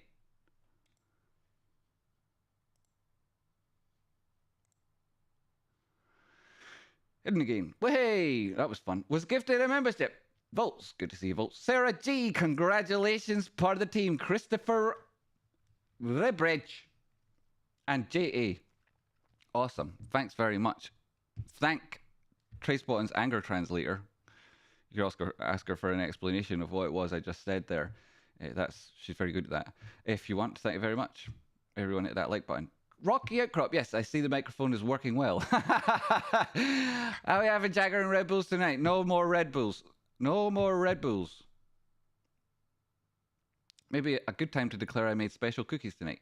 Awesome! Dave the live person. I love that. I already banned him before you read that. Thanks very much, Rocky. I appreciate it. I still wanted to read it the first. I didn't get to read his message. It just said that it just read a bit. I have a long-term contributor to the channel, and then I already knew who he was, like, because only 2 nights ago he was saying stuff that people were pissed off by, and like I gave him a pass. And at that point after the show, I remembered that I had about 2 months ago had a conversation with him where he was expressing like extreme ignorance, and I was trying to help him, but he kept repeating the same question even though I'd answered it, and so I had him flagged in my head as a dum-dum. And then last night, or 2 nights ago, that was confirmed again. And then when I saw that he'd said there at the start of his message, I'm a long-term supporter of this channel, it was, yeah. I mean, stupid people, like, they don't know because they're stupid, right? So, you know, it's like Rocky, they can't perceive their own stupidity. Tracebot, you are looking devastatingly handsome as always. Am I, let's see. Am I, where is it? Where's the, oh, I've got rid of that thing. I need my thing back. I go up here, and then I drop on scene selector. Get on there, and then I hit save. Oh my god! It didn't work. Transition to the other live show. That's live to live. That's not a transition that I need. I need the... we're going to need bigger guns, Rocky. We're going to go with that and then drop it on.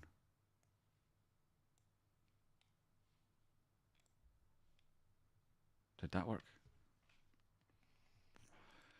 It did. There I am. I'm not devastatingly handsome. I'm not even average at the minute. But thanks very much, it's appreciated. They don't have the ability to reason, so trying to reason with them is a waste of time. Mainly yours. Yeah. Yeah, it is. It definitely is. Special biscuits. Yo, Bobby the Butcher. Special biscuits. They don't have the ability. They didn't. They didn't have it. Thanks very much, Asa. It's appreciated. Jake, facts. Darn tootin'. Jake knows the track. Jake knows the chat and acts with precision and intention and absolutely eviscerates people himself. Can LivePerson start printing? I need to retire on Monday. I'm a dinosaur. On Monday, mate, you're going to need to give it a couple of months if you're looking for retirement monies.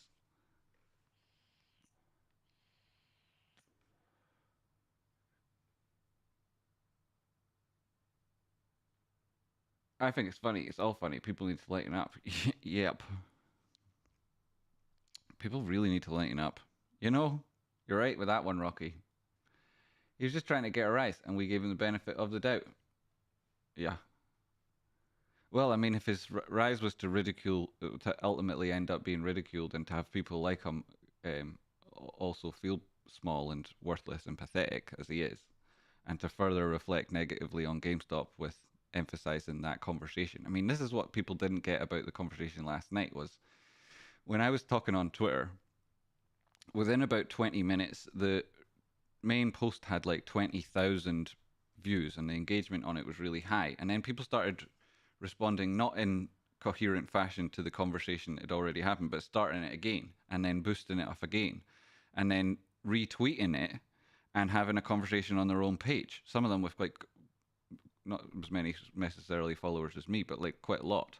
And then the original tweet is the one that's constantly getting the engagement. It was going up and up and up, and then their tweets were going up and up and up. Engagement. Everyone was there was hundreds of thousands of views now of them saying, "Oh my God, don't listen to this guy." Effectively, and it's like that's a stupid person in action, right? They could just defeat their own purposes as soon as they move. It's so super weird. Like stupidity is like a straight jacket, but they don't see it or perceive it, and so they just struggle around in infinite stupidity. Jamie, I'm Juan Ju, by the way. Saw that there all in real time. Ah, sir, thank you very much. You were very kind at the time. Thank you very much, Albert. Juan. Thank you very much. I appreciate yourself there. That was nice. Yeah. It was painful to read last night. Ah, Lisa, I hope you're all right. I hope yours are all right and that nobody second-hand harm from it all. I do regret if that happened to anybody here. That's not my intention. Sorry about that, Lisa. Tea and coffee making facilities left much to be desired. This sounds like a pretty poor review from the place. Stupidity is infectious. It is true, isn't it? It is true that you should definitely surround yourself with people you'd rather be more like, which is another huge advantage to this chat box and why people like Ken Tesla and whatnot can go fuck themselves. Like, we're not interested in benefiting people through osmosis that are so awfully stupid and annoying. Ricky! Gifted 5 trade for memberships. Apes of Spades, no doubt. Kieran O'Haggerty, Megan Armstrong, Michael Malone. All those nice names, all those good people getting those gifts. Thank you very much for doing that, Ricky's.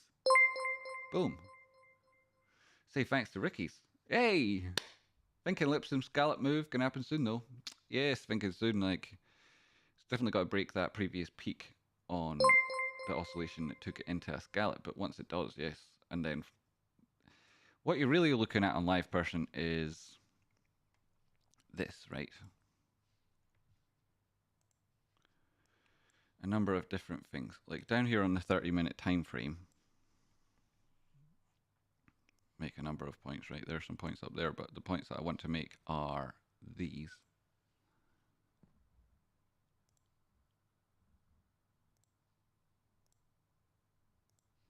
Are these points here.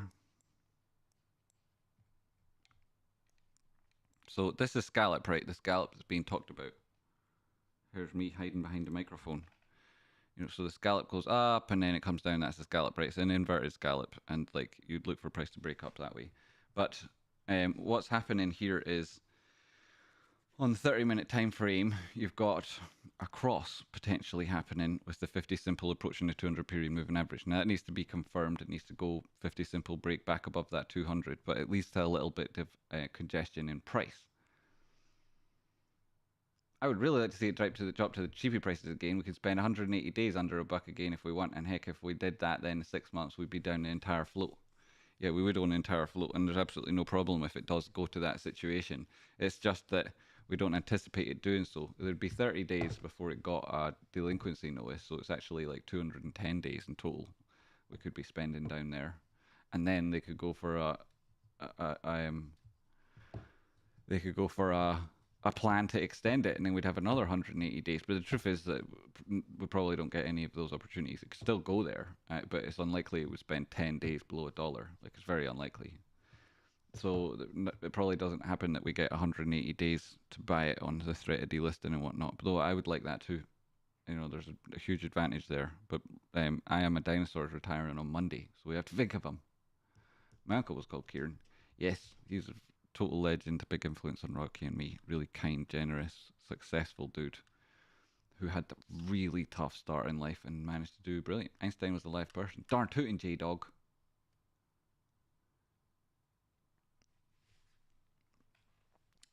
Inichiro, 7 months. One of the marvelous things about this community is that it enables us to welcome and help people in a way we couldn't as individuals. Inichiro, that's true story. The way it helps us welcome people, and that feeling that people get from a group welcome is huge. And then that embrace that you get as part of the community, really important too. Super good. Thanks very much, Inichiro, my friend. A good point, well made. Oh, I'm drawing when I didn't mean to be drawing. I'll get in trouble. Right, so this is the MACD at the bottom, right? And I'll talk about that in a second. And this is the RSI just above it. Now, I'm going to focus on the RSI to make this point, right? Recently, on price action, price came up to a high, and the RSI put in that feature across the top. Make it dead obvious. This downward sloping resistance across the peaks here, right? You see across those peaks, and the equivalent peaks here are price putting in highs. So there was a touch of bearish reversal divergence at that point. Put in mind that overall price in the trend here is in an uptrend, and at those highs there was a touch of reversal divergence. Then price oscillated down again and does look to be, but caution very much so that it looks as though it might be rolling over. But until we see the resolution of this period of consolidation, we won't be able to determine if it's accumulation or distribution. And then underneath there, we had this signature, which is continuation divergence, right? The reason that that is the case is because this is a lower low on the RSI, right? Here is lower than here, as indicated by the slope of that line. And then price here is clearly higher than that low, right? So price is not pushing down as low, though people are trying to push it harder. And so that speaks to a weakness on the short side of the trade, and we call it continuation divergence. Price then continues in line with the previous trend, which is an uptrend. Remember, I said that at the top. So you've got divergence on the top, you've got divergence underneath, and that's common in a period of consolidation. You've also got much lower volume than you would have previously, and that's due to the chart formation that is going on different time frames. 50 simple, then below the 200, and price below them all. Price pushing back above that 50 simple and that 200 period moving average would be very, very positive. At the minute, you can see the MACD's come down towards the center line. It could give you a potential cross, and if price was pushing back above that center line as it happened, back above the 200 period moving average, as the cross went through, which the cross going through is the shorter term moving average moving above the longer term moving average, in the way that that indicator is calculated. And if you want to know more about how the MACD works, then you should look at Rocky's video from 3 weeks ago. It's absolutely brilliant. You should watch all of his videos, but in particular that one. Andy has a video on how to use the MACD. So here's the 50 simple below the 200 period moving average. If price is to push back above the 200, you'd likely get that crossing to the top side on the MACD, and that'd be a buy signal. Coming alongside your reversal divergence on the RSI, price action then recovering a 200 period moving average. Speaking to continuation, you might be looking for a move back to the top side. Put it on the 4-hour time frame. There's the downward sloping trend line that helped form this inverted scallop. Prices above it and holding an important 236. So it hasn't yet managed to defeat these important areas of resistance that it would get to first fake out areas after breaking the trend line. But should it do so and push up, then you've got very little stopping it getting towards that previous high. That's a huge percentage move despite it being very low in terms of dollar value. And then you'd be knocking on resistance, which is the bottom side of a gap, and so to just go in there, then you'd get the full measured move from the scallop most likely, because price is self-fulfilling in that way. Why am I getting Kamala ads? Kamala ads. You're getting ads on this show for Kamala. That's funny. That is very, very funny. I agree 100%. I greatly appreciate you all. I need money. Yo! Do you have an indicator recommendation for TradingView? Yeah, join Rocky Outcrop's Discord and get the Rocky Outcrop toolkit, and then you don't need to get as an expensive a tier on TradingView, and then you also get the RO Flash, and you get access to the paid side of Discord, and it's the best decision you should ever make. Other than that, and you just want one indicator, and you're not able to afford those options at the minute, and you have a TradingView, then the one indicator you should be using would be a series of one indicators that you flick on and off, because it limits you to how many you're allowed at once. I would start with on chart indicators that give you better illustrate and help you contextualize the trend. That's what I would say. There's various options. Maybe you want moving averages. My middle name is Patience, and I am offended. That's not your middle name. It's not your middle name, you big fibber. Your middle name's Anger. I have gotten interrupted by Coinbase ads 3 to 4 times since we started. Coinbase ads? Well, they should be paying good, right? They should be paying good. Gosh darn it. Gosh darn it. In these videos where I swear and shout a lot, what happens is a couple of hours later, I was like, oh, look at, like, how did it go? And advertising, like, whatever, right? You'd be lucky to make, like, maybe on a good, really amazing day, I'd make, like, $7. What does the paid Discord cost? It's on Rocket Crop's Patreon, www.patreon.com. It's the lowest tier on that. There is only 2. The other one's for people who've made lots of money and want to give back. It's the lowest tier on Rocket Crop's Patreon, www.patreon.com/rockoutcrop. And you get on paid side Discord, which sounds good and is good. But the best thing about it is the other people that are on it and how they all help each other recognize you're one and the same and do that extra bit more to help each other. $7, you are swimming in cash, homie. Yeah, that's it. But like, I go right, like $7. I don't really, I'm not trying to get rich off YouTube ads. So that's not really the point. But you know, I'm definitely not against money, and I think the show's worth watching. So an advert interruption is definitely worth it. You know, I've watched YouTube myself, and like if an ad comes up and it's someone that I like the show, I might not skip the ad. You know, I definitely don't mind watching an ad. It's not the end of the world.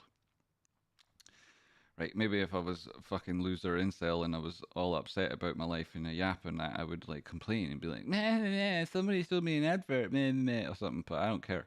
So, like yourself, I don't really care.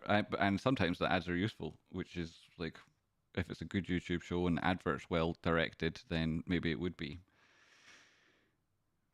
You are relevant because of GME. Shaw, personally, I am relevant because I started doing these shows on this channel long before GME started, and I'm not relevant because of GME. I amplify the message of GME, make the culture of GME much better. I've had an indelible impact on the total culture of GameStop and the investor base, and I'm not relevant because of GameStop. That's an ignorant comment. Do you pay attention, Tennessee Texan? Yeah, Tennessee Texan. You even paying attention? Oh, Shaw, that's cute. Yeah, it is a bit cute, Shaw. Shots fired. GME is relevant because of people like Tradesbot, says Justin. Exactly. You know, you put the horse before the cart, Shaw. And as much as people like yourself, Shaw, might like to distort the truth there with comments that suggest, you know, GME makes me relevant.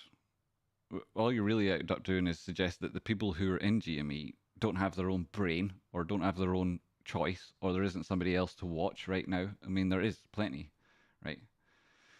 And if you don't appreciate that this is much better than those things, happily fuck off and watch them, you total knob. Or make yourself true thoughts known in the chat box. And if you feel like that's too harsh or horrible, or you're just like got a really clunky way of speaking and whatnot, then come back and say that, right? Because it's not on me. It's your problem. No doubt, if you're sick of ads on YouTube and the internet, then start using Firefox browser and install. Oh my God, Marcus, then I'll not get the $7. Marcus, you're out here stealing my $7, sir. We need them to be watching the Kamala Harris Coinbase ad, whatever the hell that is. We need that. It's so important. Plenty of other dum-dums. Yeah, there's plenty of... Yo, BJ. Total legend. Hard-working family man, making a difference every day for the people he cares about. Constantly focusing on his own development. Doesn't let anything get in his way. Real great example. Oh my god, man. Didn't want to interfere in your income. Yeah, get your hands out of my pockets. Quick, someone gifts a membership so the ads don't matter and they can stop interrupting the goodness. Yeah, quickly. It's a massive. Yeah, what was the point I was making? Yeah, so I'll get the $7 on a Friday, especially because the people that say things and then I respond in my typical vitriolic expressions. I'll get a message from YouTube at like 2 or 3 in the morning saying, especially on I mean, I get it every time I would use copyrighted music or whatever, but other times get a message from them saying, sorry, it wasn't suitable for advertising. And it's like, well, you did all the adverts already. You should have said some. Do they also email Kamara Hallis? And they're like, yeah, sorry, here's your refund. The guy swore too much. No, they don't. They just keep it off of me. Sometimes I think I would like that's life. Sometimes I think I would like that's life. That's what all the people say. I don't know what you mean there, but yeah, you probably would, Sanjo. My wife's family are farmers. Oh, right. I see what you mean. Sometimes I'd like that life too. Just not like without the machinery. I'd need the machinery. And especially the automated machinery. And me to live in a big farmhouse. Not actually on the farm, but in Spain at the beach with a huge pool. I'd love that. I don't mind picking up after them, Bobby the Butcher. Boom. Jamie got me here in 2021, but I got out of Jamie and Trainspotting is still here. No doubt. Thank you very much, my friend. I appreciate it. Well, I mean, that's the thing. Like, you have got relevance because of GameStop. I've got 152 people watching live, and I've been doing YouTube streams for the best part of 5 years. So if I can only get 152 people watching live, even though I've been live for 5 years, then the simple truth is that GameStop has held me back, has held this channel back, and has prevented the world being able to hear my true message far more than it's helped me. Because I've done more for the GME community than any one influencer other than Roaring Kitty. And many people who, of that 156 who are watching right now, would say I've done more than he's ever done to help people involved in GameStop. I've never caused the price to crash. I've never ditched it at a peak without telling people, come back years later, bought and sold, and left everybody with a whole narrative. I've never done that. Never done that. So plenty of people would say, and they'd have good reason to, that I've done as much or more than Roaring Kitty has done for GameStop. And I if you don't like that, then perhaps, you need to examine your own logic and reasoning. And so it's true to say that I've made a huge sacrifice on behalf of GameStop because of the message that it originally carried. And when Ryan Cohen started tweeting extremely divisive, stupid, insecure, hypocritical, cowardly things, it demonstrated how much of my time had been stolen by that company and how much of your time and your life force was being absorbed by a shitty fucking CEO. That's what happened there. And he said it loud and clear in multiple tweets designed to undermine your goals and objectives while diluting you at the period where price was about to explode up again. So the cowardly behavior of the CEO, the toxic aspects to the community, the useless board level action with regards of implementing a plan, the lack of guidance so that anybody can make their own true investment decision, and then the vitriol and the hatred that attracts from other investment philosophies means that my focus on GameStop has in fact been extremely costly for me. Extremely costly. Not to say that how much it's cost my brother Rocky, who's in the chat box there and focuses exclusively on educating people and had a far bigger audience before I started talking about GameStop, who were put off by the conversation. So it's had a huge impact on my family, on my people I care about, those I love, all in order to make a sacrifice to help people who now argue with me on Twitter. And those same people will sell their GameStop long before me and don't have a genuine voice in the movement, but try to get other groups of people like themselves to impact me and have stupid-ass conversations. And Shaw I'm not relevant because of GameStop, right? I worked in an investment bank, so I bring more credibility to GameStop than any other investor. Most of the people who know about my YouTube channel before I started talking about GameStop followed me because I went around fashion shows doing modeling and dating models, and they've got lots of money, some of them, certainly the ones I would have known, and they wanted to rely on my skills to take advantage of their investments so that they could retire after modeling instead of getting a job at the cheese sandwich factory, which many of them did. So a lot of the people who watch me would be nothing fucking like you, Shaw, and wouldn't give a flying fuck about GameStop. So there's a lot of them. There's people in my life who meet me and ask me what I do because, you know, I'm interesting personality, I'm charismatic, fun, and great to have a conversation with. And they watch and they tune in and they find it extremely entertaining and they don't give a fucking shit about GameStop, right? And then there's a lot of people who I've helped make tens of thousands of dollars in stocks that have got nothing to do with GameStop and they watch, right? And there's only 154 people watching right now. So you're fucking wrong, Shaw. I actually add far more to GameStop than it's ever given me.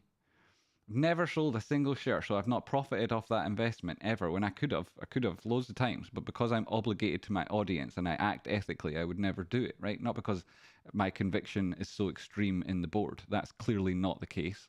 It's because if I was to sell, then I'd be selling to people who were buying, who would probably be watching my show and wouldn't hear the entirety of my message at that point. And I'm not going to be explicit and talk about now would be a good time to sell because that would have an impact on price and would cause those people who won't sell at that moment to ultimately not make as much as they would have otherwise. And with my interactions on LivePerson, I could have taken the entirety of my liquidity and put it in at 44 cents and 54 cents. But actually, what I ended up doing was determining with myself, making a pact with myself to continue in that ethical approach by making it a time weighted buy-in so that and I'm still doing it and it's still happening so that everybody who watched me and decided that this was a good opportunity all of their own accord, that they wouldn't be benefiting me as much as I'd be benefiting them. And that's the way I do things, right? Now, if you haven't watched for a while, you don't know the absolute ethical objective that I have and the fact that I know and believe 100% I'm going to change the world and that ultimately everything I do will be later used to prove that point, that goodness in the means and the methods results in goodness in the outcomes, and that the means will never justify the ends, and that you don't need to compromise to be a success.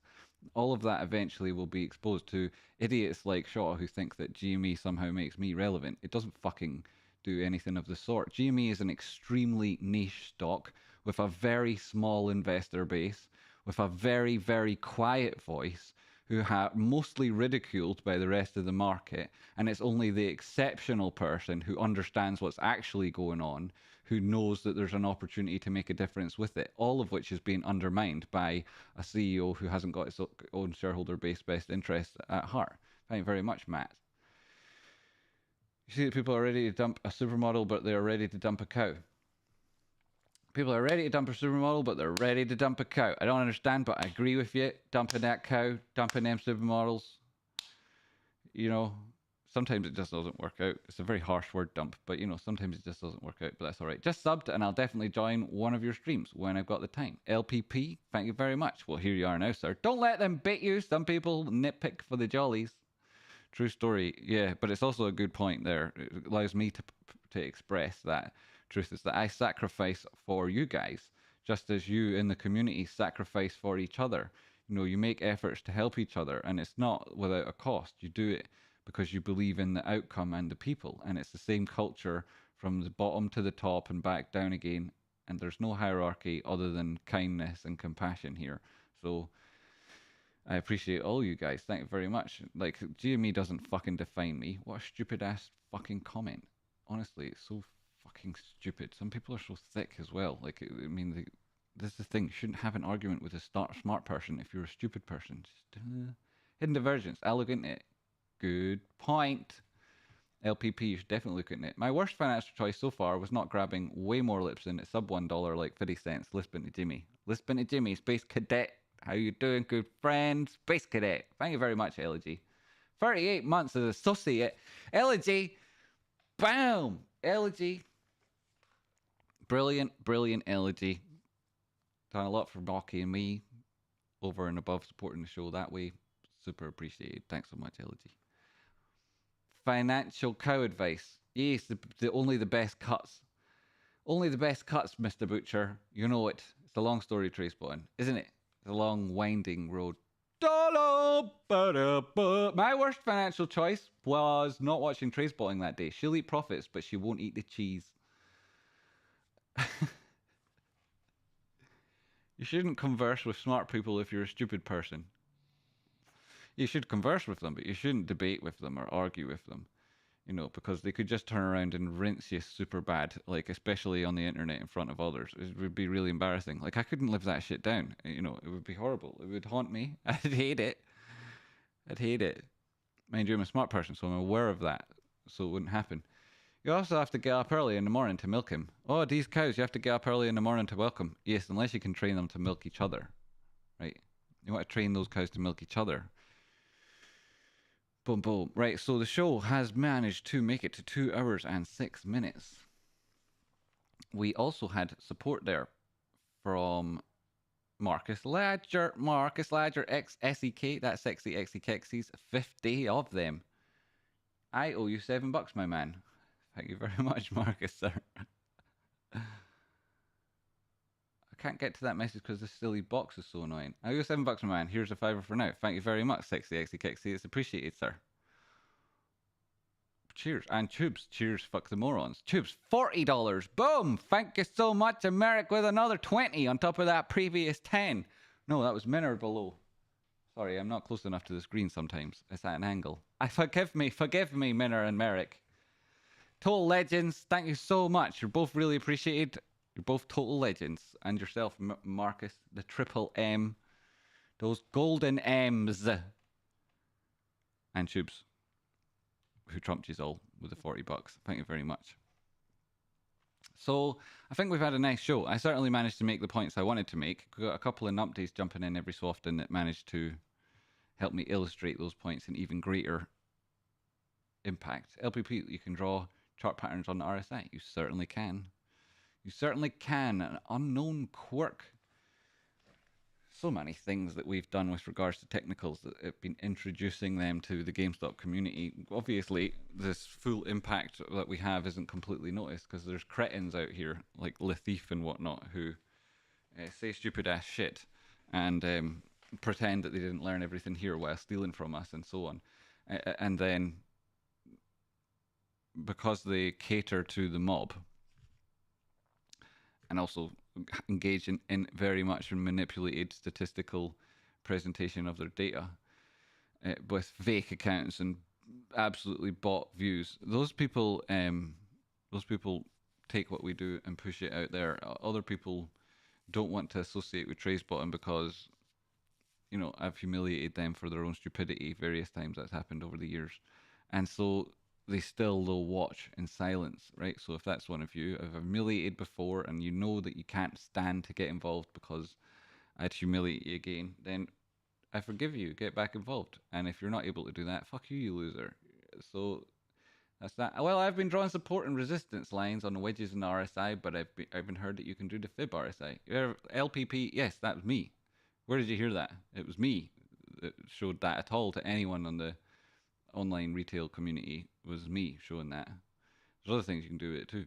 LPP, draw bullish and bearish control zones on your RSI, then consider price to be in control of the bulls, all the bears when price enters those zones. Yes, and the implications from that thereafter. You're learning, sir. You're learning, LPP or Ms.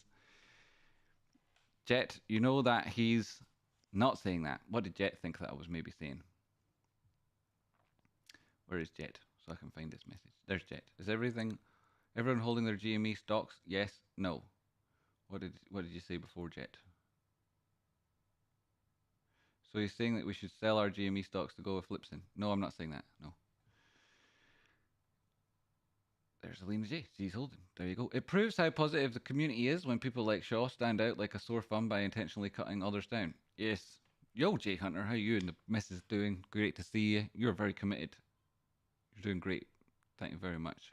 Appreciate you, Jay. It's not an all or nothing question yet. No, it's not. Do you mean that by if it's above or below the 50 or oversold, overbought territory, dyslexia disclaimer? Overbought, oversold is different from bullish and bearish control zones, sir. They are on the extreme side of it. I prefer to interact with price and have an effect on it. Yo, Mr. Merrick. Joe. Joe and on, still holding GameStop. Bing bong, price is wrong. Bing bong, price is wrong. I'm going to trade more than straight investors. Don't sell your GME, instead unwind them. I remember when Trey Trades was still doing YouTube before he dumped on everybody. And while he was like inviting that guy Adam Aaron on his show to dump on everybody, he made it known through people we both know that he wanted me to know through other people that he didn't watch my show, but he really respected me, right? And so I thought, oh, well, I'll give him an opportunity then, right? Because I thought that he was just dumping on everybody and taking advantage and being exploitative and contributed nothing outside of his AMC commentary. So I checked his show out at the time. And he's direct after he used my catchphrase, bing bong, the price is wrong, guys. It's like, well, was this some sort of strange quantum coincidence? No, it's like this is the way it is. A lot of people watch trade spotting because the veracity of my analysis has been proved to be very, very highly accurate, right? Very, very accurate over a long period of time, and it's been like that from the beginning. So a lot of big names or people who have big audiences watch this show and take the information I put out there and then present it as their own. So that's why most of the GameStop analysis I do nowadays, you see it on the Discord.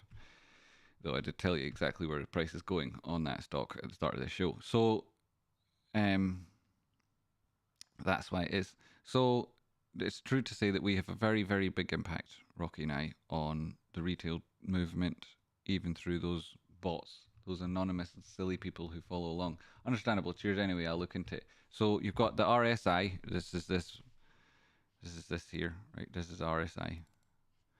And you've got the center line here at 50. Above that, you've got a bullish control zone. That's at the top side here. Bulls are in control here. This is the bearish control zone. Bears are at the control here. Beyond the top side, it's called overbought. And beyond the bottom side, that's oversold. And in between there, you would look at how the RSI interacts with the center line, then how it interacts with the top side bullish control zone and the bottom control zone.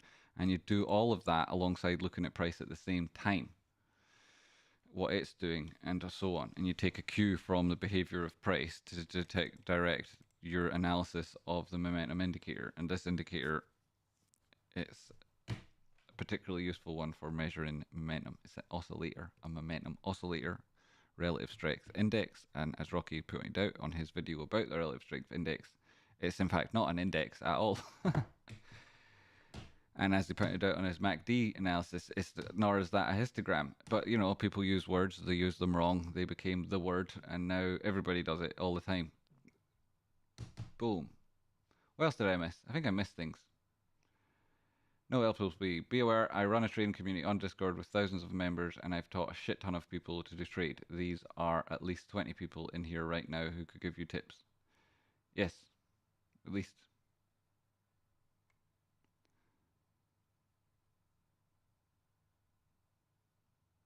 Hey, allegedly, true story. There's Jet. See, that was nice. Jet, you see, you came back. You said how you feel. You said the truth about what you meant. You expressed yourself. And everybody, there's Jet being nice. That's a nice message.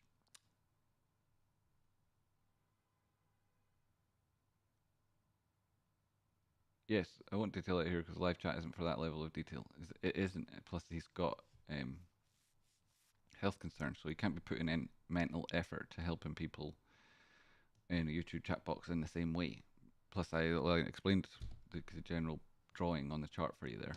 I'm actually the GOAT. Yes, it's true story. He is the best trader I know. What the RK controversy, or is it clickbait? Hello, Roberto Gamma, sir. Good to see you. I want to be able. You have to go at the start of the video, watch it from the start. It's still here now. You just use that little bar underneath, go back to the start, and you'll see it all. Trace point. Will there be a sploshing to be had? Want to sling another coffee into the community in the sploshing? There'll be plenty of sploshings, but not now, here, tonight. No, siree. I am already noticing my throat getting sore. RSI stands for Relative Strength Index. Yes, that's what it stands for. Trend lines can be slope up or slope down. Yes, they can. Or they can go sideways too. Sounds good, thank you. You're welcome, Roberto. Hopefully you enjoy the message. If not, sorry, it's the way it goes. But hopefully you do. Ba-dum-boom. Oh, I think when you say clickbait as in, oh right, I didn't think how it could be interpreted. I thought everybody who, I mean, there's only 150, 160 people or whatever watching, you know, and hundreds of thousands of people saw those tweets. So I assumed everyone who was watching would have some idea. Plus, it was well discussed on Discord. So I thought people would understand what I meant there. It's certainly not clickbait. I wouldn't use clickbait. I couldn't be bothered. I want to attract intelligent people to watch the show because then we build on that together and go on to create great things and achieve big, significant objectives in life and the world. So clickbait wouldn't actually serve my purposes. No, I said Ron tried to tweet controversy because of the conversation that was had last night on the internet. Yo, Nick, good to see you. Chart candlesticks are determined by price. Oh, what I miss. Yo, Nick. Loads. You need to go back to the start, sir. You need to go back to the start. Roberto was asking about Doro and Kitty. Yes, I saw that, Amps. What you like? Roar Gamma, he posted a racist tweet and became political. Oh, you're saying to Rocky Outcrop that was about Roaring Kitty's tweets was the point, not Ryan Cohen's tweets. Yeah, though the tweets that Ryan Cohen put out there are what creates the controversy surrounding the nature and points being made now in those which remain from Roaring Kitty. So all of that, but the controversy really became the nonsense from those people who were responding to me. And it's true to say that the majority of people who read that conversation will, and did, and will continue to completely misunderstand, because I don't take the point to explain to all the stupid people the stupid mistakes they're doing. Like, I maybe did it 5 times to 5 different stupid people before I saw a couple of people who were the same person making the same spelling mistake on different accounts, trying to have the conversation concurrently and repeating other falsehoods which I'd clearly just debunked. And that's the trace. Like, when I first posted it on Reddit, I posted it and it was immediately deleted by the mods. And then I posted it again and it was put up at the top, debunked, when it hadn't been debunked. It hadn't been debunked and it still hasn't been. And the question remains, right? The question remains. They did allow the post to persist for a while and it became probably one of the most downvoted posts in a significant period of time on Superstonk. There was an awful lot of abusive commentary in it, which was allowed to persist until such times as it was pointed out to the mods that they should do their job and remove those abusive comments. And that's often been the way of the things on Superstonk. Every so often, I'll have a post on there, usually by somebody other than me, which gains so much traction so very quickly, rises right to the top and does very, very well for a long period of time. And that's one of the reasons why people in GameStop know me, is because the audience and the community clip and share my content. But the ill treatment of me specifically in there has been horrific. Like, the people who started it went across all their social media platforms, going trying to tell people to not listen to me, not to trust me, which was very, very sus behavior from them, because they knew that I had experience, professional experience. Not that I did it presently, but they knew that I would eat all of their audience. That everyone who was at all interested in anything they had to say would immediately just go and listen to me. So they went out of their way to build this narrative about me that wasn't true. Those are the people who started Superstonk and then got booted off because they were later found to be abusing their position. And you'll remember Ruonic Glory and so on. And that guy, what's his name? Who cares, right? But the dumbass that started it, and you know, I then would have exposed their motivations and how they treated the people from the other GME subs, the ones that they caused the splits with, and how bad that was for the overall community, which is like a legacy that Superstonk persists with. And then when they got told to shut up by the community at large, who said, "Look, we're sick of this shit. We like TraceBot, just shut up, dumbasses." What they then did was they banned my name being mentioned on the subreddit, so that anyone who mentioned my name, certainly me with the name, weren't allowed to comment there. So I changed my name, and now I'm Frigorifico, which is the Spanish word for refrigerator, because that's what I am, as cool as your fridge. And so that way I was able to actually talk again.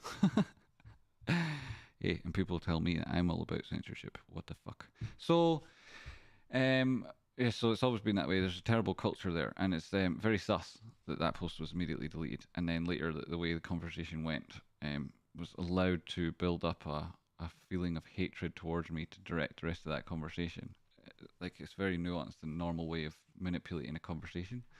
So, so he is now with Unusual Whales. Yeah, but anyone can be with Unusual Whales. Like, it's anyone. They've written multiple times to me asking me to be part of the thing so that they can get credibility from me, and they'll never get it because they aren't credible. It's not credible. The tools they use are very blunt, and they don't do the job that they purport to do. The people that they recruit to work for them are often hugely ignorant amateurs that are not whales in any sense of the word. I mean, if they were unusual whales in that they had no money and are shit at trading, then sure, they're quite unusual, those type of whales. But yes, the worst thing about unusual whales is that they employ losers like Rensil, who himself is a little racist loser. See you vis-a-vis, and y'all, you Afraid Tracebot and Anger Translator, off to have a chat with me mum. Yo, KT, thank you very much for that offer of the coffee, and we will do it next week, you total legend. I had a really hard time posting anything Tracebot and Rocket Outcrop, and negativity it is not direct. Yes, the negativity is not direct. You had time posting anything. Oh no, I mean, I'm one of the main people in GameStop and should be easily able to post on the main subreddit about GameStop. That's you and me wouldn't be in any way equal there. I should have the ability to make those posts, and the people who support me should be allowed to see them and watch them. So it's not like we can ameliorate these issues by saying, yeah, but it's difficult for everybody. It's like Adele Idris, if you had been the one with the iconic speeches about GameStop, if you had been the one with the videos that were shared, there's one video of me talking about GameStop that on Twitter has been viewed 18 million times. 18 million times. So I should be able to speak about GameStop without there being a culture manipulated to silence me and distort my truth. I remember the Red Queen's dethroning. Yes, it was embarrassing. So hilariously embarrassing. That's an important moment. Yo, Jamie Naughty. And Toblerone. Yo, Toblerone. Shrinkflation there in the Toblerones. You do love seals. Yes. Oh, the seal clubbing. As you talking about the seal clubbing, maybe you weren't here for the seal clubbing chat. I wasn't long for the GME community. It was a lot of buy it all and moon tomorrow. Nothing about TA risk management. It was emotional. I don't like mixing emotions with my money. Willful lucky. Boom, boom. Yes, doesn't help, right? Doesn't help, does it? Tracebot and Super Stonk has treated you incredibly unfair. Horrible. It isn't that true, Adele. That is true. They have a legacy that they should address, but they never will because, there's this idea of transience because the mods change from one to the other. But the whole thing... I mean, there are decent mods on there, but they don't form the majority, and they don't have the loudest voice there.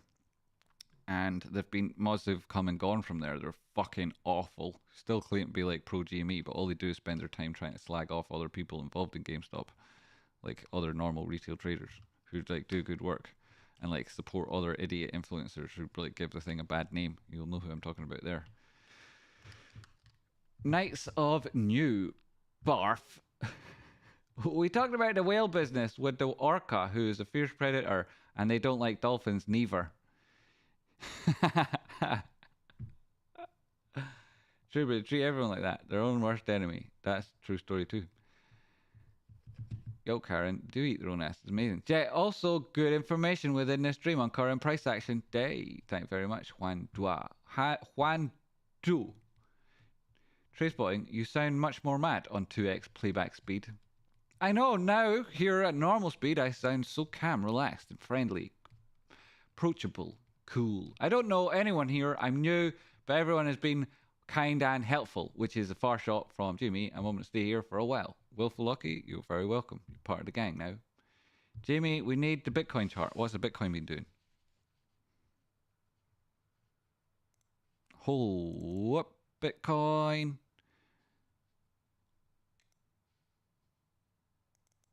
All right, check it out. Bitcoin doing things. Fuck yeah. Go on, you buy you. 61,000. Here, that's fair fucking change from Rocky. There's Rocky's line. Look how good that was. The test of Rocky's line. There. That is incredible technical analysis at 59,000. And here it is at 61,000 and change. Absolutely incredible. That's like TraceBottom's line. So the way it touches it and it's to the penny. And it's like one of those, isn't it? Do you get that anywhere else? I don't think you do. I don't think you do. I don't think you do. And if you do, it's just recycled from here. Let's be honest. That's what it is. Well, look, as soon as I started talking about it, it got a red bearish engulfing candle. What are you like, price action? Here it goes. Everyone's, oh my God, TraceBottom's talking about Bitcoin. We better dump it. Blah, blah, blah. Get on the phone. TraceBottom's talking about Bitcoin. Get on the phone. Is that engulfing? Well, there's a little wick on the top. But I mean, you could go at a different time frame, find something. It might be. Nope, but you've got your candlestick because there's a doji at the top side here. Come back down through 236, 382 here, 50 simple here. Doesn't really matter. That's still a positive move. That was nothing divergent about it. There it comes back. Hold the center line there. Strong reaction. Continuation divergence already. Probably works out very well. This move on Bitcoin. That is freaking good to see. This is good to see. What's the 4 hour saying? There's your 618. If we close above that, that'd be very positive. There's your 50 simple has gone through the 200. Price came down, recovered, held that 50 simple in the 4 hour, got a rejection of the 200, and now it's going back for it again. That's positive news there. That could turn into something very good. There's a harmonic as well on price action there.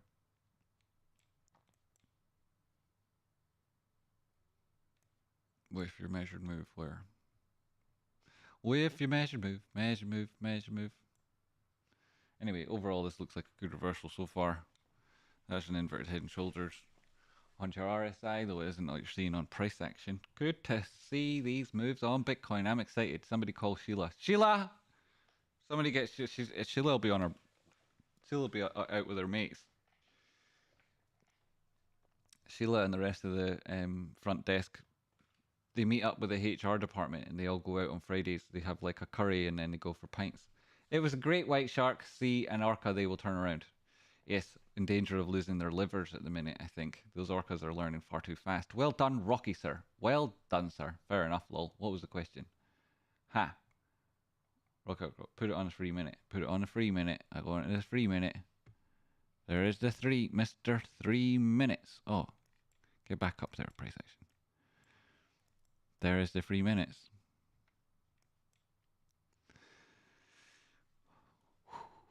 We've still got those same things we talked about. Sheila is every lady in Australia. I made a great call on Bitcoin. He certainly did. Bonkers. Hello, everybody. Howdy, Cheg. How you doing? You're a little late, sir. You're a little late. What did I miss over here?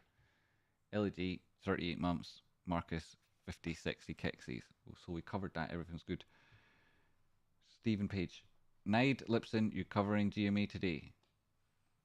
Nide Lipson, covering Stephen, I don't.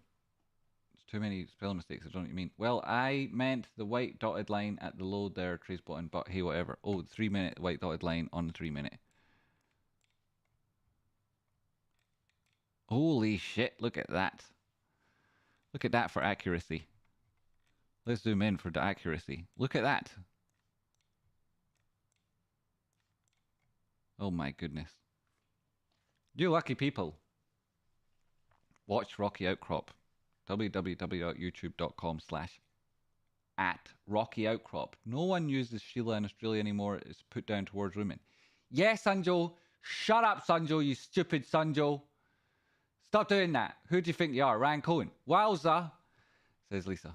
Yeah, it's put down towards Sheila, that stuff. Don't do it. Yes, shut up, Sanjo. My God. What, are you looking for a ban? Jokes. We know Sanjo.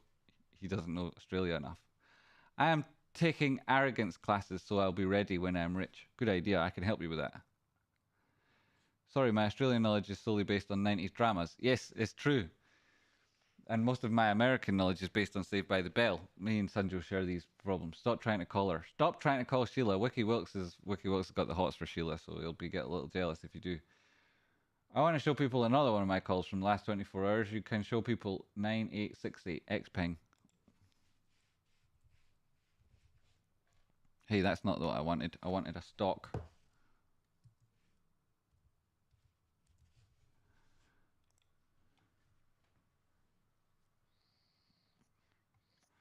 On the daily, I predicted a morning star formation. Give me that daily. Give me that daily. Oh, can I have it like today's daily though? Back in February. We're like, oh look, there it is. Here, that's not bad at all. Good shout, Rocky. Good shout, Mr. Rocky, sir. Yes, he knows. Rocket Cup, anything for GME? Yes, Stephen, I talked about where it was going, all the different targets it was going to, and lots of other conversation about GME and the CEO and the shareholder base and other things that if you have an ideological approach, you might take objection to some of the things I say. But you'd have to watch the video to find it. In the 24 hours before that call, JTO USDT from 227 closed my trade at 280. JTO, how did it do? JTO USDT. This is why you should be watching the Rocky. You're making loads of different money on loads of different things all the time. 24 hours before that, I called it from 227 to 28. 227 to 28. In around here. To in around 200 period moving average. Good move, sir. Good move. Get yourself. Thank you, Lips and God. You're welcome, Stephen Page. You're very welcome, sir. A lot of people do tune in only for the GameStop content, and some people like say stupid things, like a chap called Shaw who was here earlier and said something relevant, something GameStop, which I suppose was a compliment, right? Because I am relevant to the conversation, and in our response to Shaw, we showed that he's not relevant, And I suppose like between those two things, there is a huge universe of difference. One is Shaw not being relevant, and the other is me being relevant. And despite the fact that I've got a very clear voice on GameStop that is never manipulated by the crowd and that won't be self-censored or shut up, it will in fact make me speak louder, and I don't cater to the mob and have fought an awful lot of censorship over my message, I've still got a very strong voice there. So I suppose that must really irk at some people, must really annoy them, which is funny, right? It's very funny that happens. It's not something I think about often, but now that I am thinking about it, I would have a little silent chuckle to myself. Katie, we need enough money for a fund and then just put Rocky and Jamie in charge. How much do we need? And what type of fund are we talking here? A number of billions. I finally caught up with the live stream. Victor, how did you manage it? Tracepoint, annoying. So annoying. Yes, poor Shaw. I'm just waiting on GME to pop the question so he can take all my money and I can take his closet. Tracepoint's anger translator. Closet's fantastic. So it is. I've got a great closet. So I have. People would send me shit from big companies that you would probably like that I don't. They've got big splashy brand names across them and stuff. They send them to me and they'd be like, please wear this and take a photograph of yourself. And I'd say, okay, and then not wear it and not take a photograph. It was a zero risk trade, came up during a discussion about Tesla and Trader Talk, so people in cheap seats could have seen it if they wanted. There you go, Rocky Outcrop, spending his limited time there, a very valuable limited time, on the free side of Discord, helping everybody, giving them very good trade setups with very tight risk management, so you don't lose anything, could make a lot. And if you use tight risk management, you could say take a trade of, say, $200,000. Really tight risk management, you're not going to lose much if it goes wrong because Rocky's giving you good advice there. Stops are all well placed. He understands what it is to be a trader. You've got a big amount of capital. You could invest with conviction on these sort of things that Rocky talks about. Do a little bit of your own analysis, add your own value. Try not to compromise the plan with it though. And then Boom. On that trade, you would have made multiple tens of thousands of dollars. Just as simple as that. And you can do it like on the regular. That animal print shirt from Splushing last week was fantastic. Oh, that one. That's from Pleasures. They're a cool company. I would wear their shit if they send it to me. I wear their shit. They're cool. Yeah. A good buy for Lipson would be 75 cents. Hey, unfortunately, price is somewhat higher. Yeah, so Pleasure, send me your shit. I'll wear it on the internet all the time and make it look cool as it should be looking. Yo, send me that shit, Pleasures. It's fucking awesome. Rock Outcrop, a good buy for Lipson would be a 75-cent trade. Hey, it would be. Unfortunately, price is somewhat higher. Yeah, who's questioning you? That's a great answer. Still got my fingers crossed that it dumps, lol. And that's why you've got a very good team here between myself, Rocky, everybody on the Discord, and myself and Rocky and everyone on the Discord. I've got a very shiny head with that light. There it is, brightening up the world. My big shiny head. Thank you very much for watching the show today. Thank you even more so if you supported the show in any way. Hitting the like button is the easiest of those possible options. Being a member, very much appreciate you. Thank you. And donations that come in using the links below, they're a big deal too. And super chats, which YouTube takes a massive cut out of. But thank you very much for any of those efforts any of you made. Really appreciate it. If you haven't hit the like button yet, be grateful that I didn't check out the statistics or this show wouldn't have lasted 2.5 hours. It probably would have lasted about 5 or 6 minutes, because you know what it's like when the blood sugar runs away quickly. Runs away, it gets excreted. LG didn't mean anything by it. I'll appreciate it. That's nice. Good messages. Hope you're all getting on. Where's LG? What did she say? No hard feelings, son Jack. You did not know it was a trigger for me. That's nice. Being friendly there. Good folks. Good folks. Yeah, if I ever say anything bad about America, it's not my fault. It's Saved by the Bell. And I just liked that Zach guy and thought I'd talk the way he did for ages. Sarah Lol, welcome to the end. Yeah, welcome. Thank you, Jamie. You're welcome, Lisa. Welcome to the end. Congratulations. Thank you, TraceBot, and great content as always. Yeah. Wow. So thank you all you people. Know, though, that you should be watching Rocky Outcrop shows on Wednesdays, right? It's not my day off. It's me in the chat box looking as he works here, doing the same thing, trying to take as much care of I can of people and giving advice and whatnot, but also giving everybody else the time to have their conversations and not trying to override anyone with loud chat about anything. So it's the best of both worlds. Also, Rocky's very, very good at what he does. Now, I don't need to sell Rocky's show because it sells itself. It's brilliant. Like he talked about loads of trades. You saw that line on Bitcoin. You'd make lots of money. Don't get ideologically trapped into trading any one thing with the entirety of your funds. You need to be a trader. Then you're going to need to have regular income. So you can't exclusively invest and then hold. You have to have something that you can use to make money in the day-to-day. If you're a trader, right? If you're working at the cheese sandwich factory, then you probably want to learn how to trade so that you don't do that anymore. And when you then start trading, you're going to need to have some capital that you can use to work with. And Rocky will help you build that up in a significant punch that'll make a difference for your life. So watch the show. Now, I don't need to advertise the show. What I want to do is to communicate how if you don't watch the show, then that's a signal to me that you're not that intelligent, that you're not doing it, right? And so don't be doing those signals. Don't be doing those dumb signals. Instead, put up the smart signals by being there in the chat box and hitting the like button and watching him. Hell yeah, you can, but only from Jimmy's Closet, TraceBot and Anger Translator. Yeah, you can. What is it we're doing? Be here on Wednesdays. Boom, there's a link from Lisa. Can I pin this? You should be able to pin a link to the top, and then it should always be at the top in the past when the live chat showing. It should happen, shouldn't it? I want to see some Australian clowns at the Fringe. You went to see some at the Fringe, at the Australian clowns at the Fringe. The Fringe, Edinburgh's got the Fringe Festival on at the minute. It's the largest arts and culture festival in the world. It's huge, right? And I'll tell you what, you can't even go to a bar without being chatted up by a girl and her mum, right? Everywhere you go, it happens. It's impossible to escape them. Did you find that too? Anyone who talks like Zach Morris will inevitably attract models' respect. Yo, Jack Hunter. Yeah, I didn't have that plan at the start, but it's, you know, I was lucky. Or not so lucky, depending on how you look at it. TraceBot and shush, we don't care about the Fringe. We care about your Fringe. Did the wig survive? Yes, Katie. All the wigs survived. All of the wigs survived. So many great nuggets of information in Rocky's dreams. Yeah, Trace Point, Rocket Crop. I agree about Natalie. Who's Natalie? I remember Rick Alessi, who thought I was so cool I almost developed a stutter to be more like him for a while. Also fancied the pants off Natalie and Brigula. Natalie and Brigula. Well, there's literally no arguing with that.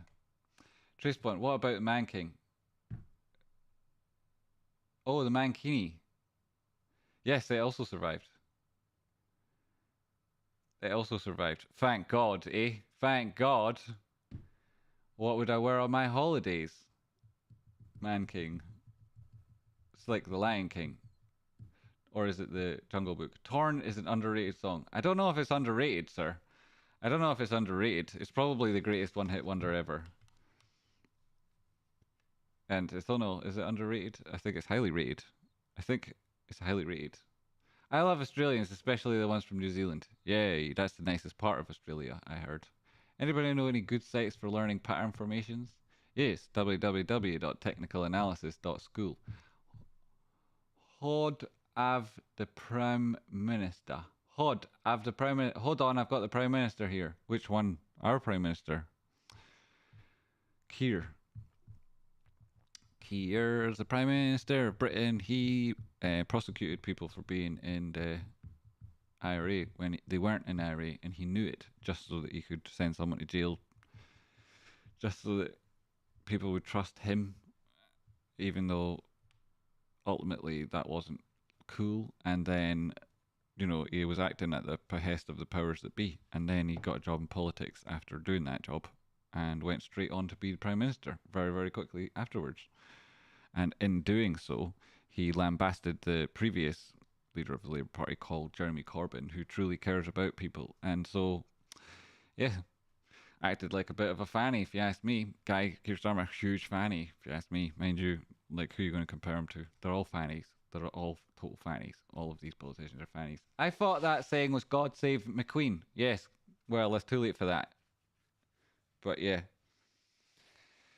McQueen. You're talking about the designer. They should have saved him. God save the Queen for sure, now more than ever. Yeah, we need to send more wigs.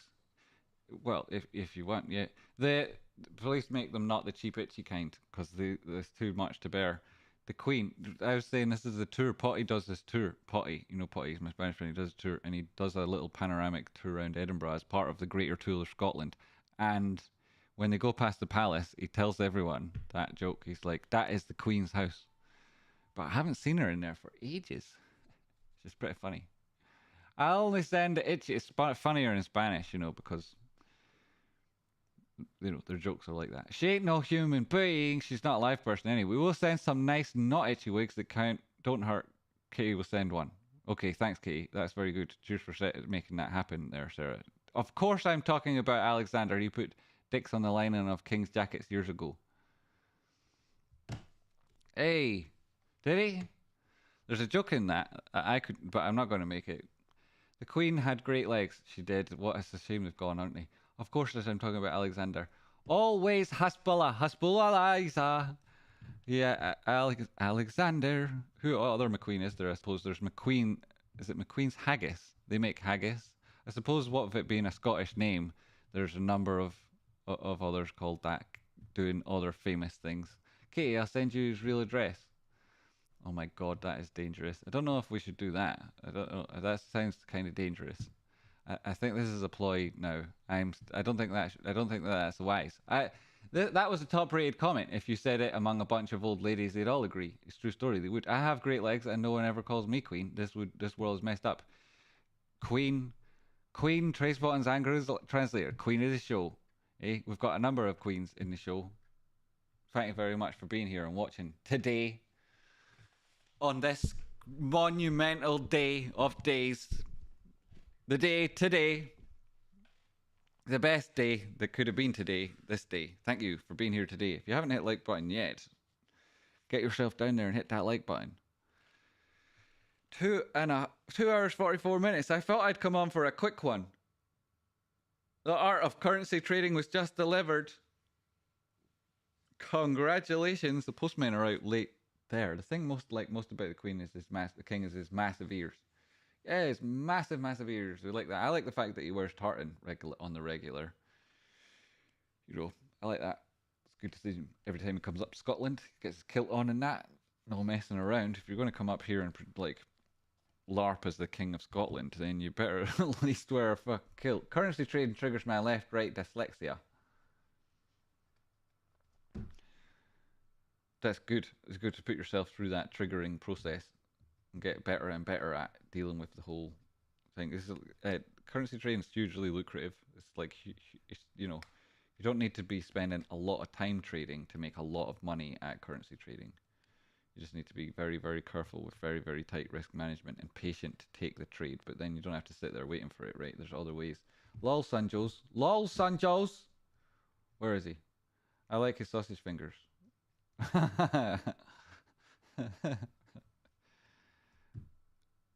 Good memory of that. Ditto, Sanjay Kadak stole the words right out of my mouth. Right. Shaw, Jamie is a nice topic. Shaw Persley. Where did you go, Shaw? We were talking about you earlier. You should address GME. Again? What do you want me to say about it, Shaw? To bring relevance to GME again, as opposed to it bringing any relevance to me. What would you like me to say about it? Time's out. Well, that's true. I mean, yeah, I would have happily done it there for you, but if you want, okay. You take that back right now. Yes, you take that back right now, says Kitty up to somebody. Thank you very much for watching, everybody. If there's anything you ever want to know, you can just let me know what it is, and I'll happily get to dealing with it in the show there. And if it benefits you, then I'd like to see you do better and improve. So I would definitely have helped there. Shaw didn't take that opportunity, but in future, Shaw, you should try and do that. You could definitely benefit from it. Jamie, I remember listening to Jamie's speech 3 years ago. It was so passionate and heartfelt. I bought Jamie because of you. I hope you feel just as passionate about Lipson. I frickin' do.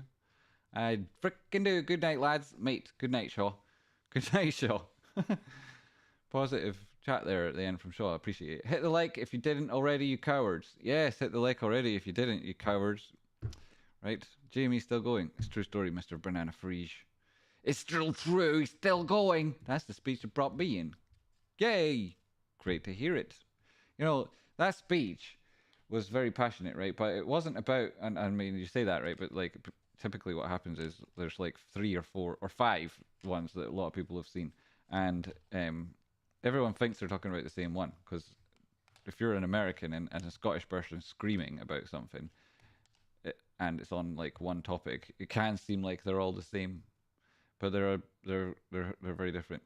The speech was, well, it's not a speech either, in that, you know, it wasn't intentionally delivered that way. It just took that form in its manifestation.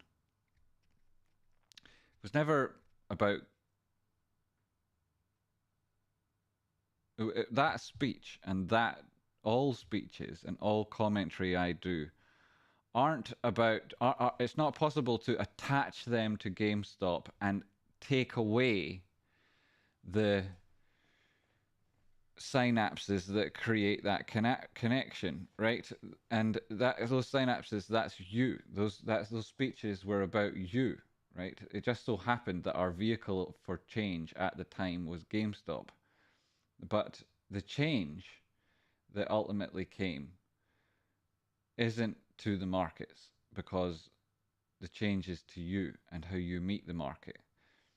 And it's not the market that beats you. You always end up beating yourself. So it's you that Rocky and I aim to improve as traders. You'll become more efficient. You'll then, through that efficiency, impact the markets, and those markets will improve the world. So we level you up, those markets level up the world, and in that way we have a great impact. And we're much more than the sum of our parts. But those comments, they aren't only about GameStop. That's the vehicle that was taking you, the subject of that speech. That's how it was about you. And it'll be about you in GameStop. It'll be about you in LPSN. It'll be about you in any stock that we as a community take a focus on at any time. It's currently also about the freedom monies in Bitcoin. It's about all the things that we're going to talk about in future, because those will be vehicles for your success. And 6'2". Somebody's talking about my height there. I already forgot, or is that Scott's height? I would say, sorry, Mr. Scungels, and by 2 I may mean 3. Rocky Outcrop, but everyone knows Jamie is 4'7". No, I am 6'2". Rocky Outcrop is 6'4". Tracebot, power to the US. Yo, Adel, power to the US. Tracebot, anger translator, not at all. I round up. I'm a rounder upperer. I'll round. Have another glass of Chardonnay. Yeah, have another glass. A lot of people don't realize I'm 6'3". They think I'm maybe 5'8" or some shit. That makes me feel like I have no legs.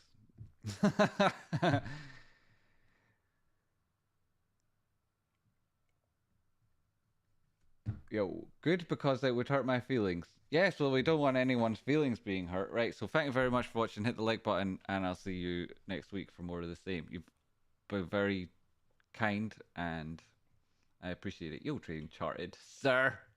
Bing bong. Thank you very much for tuning in, everybody.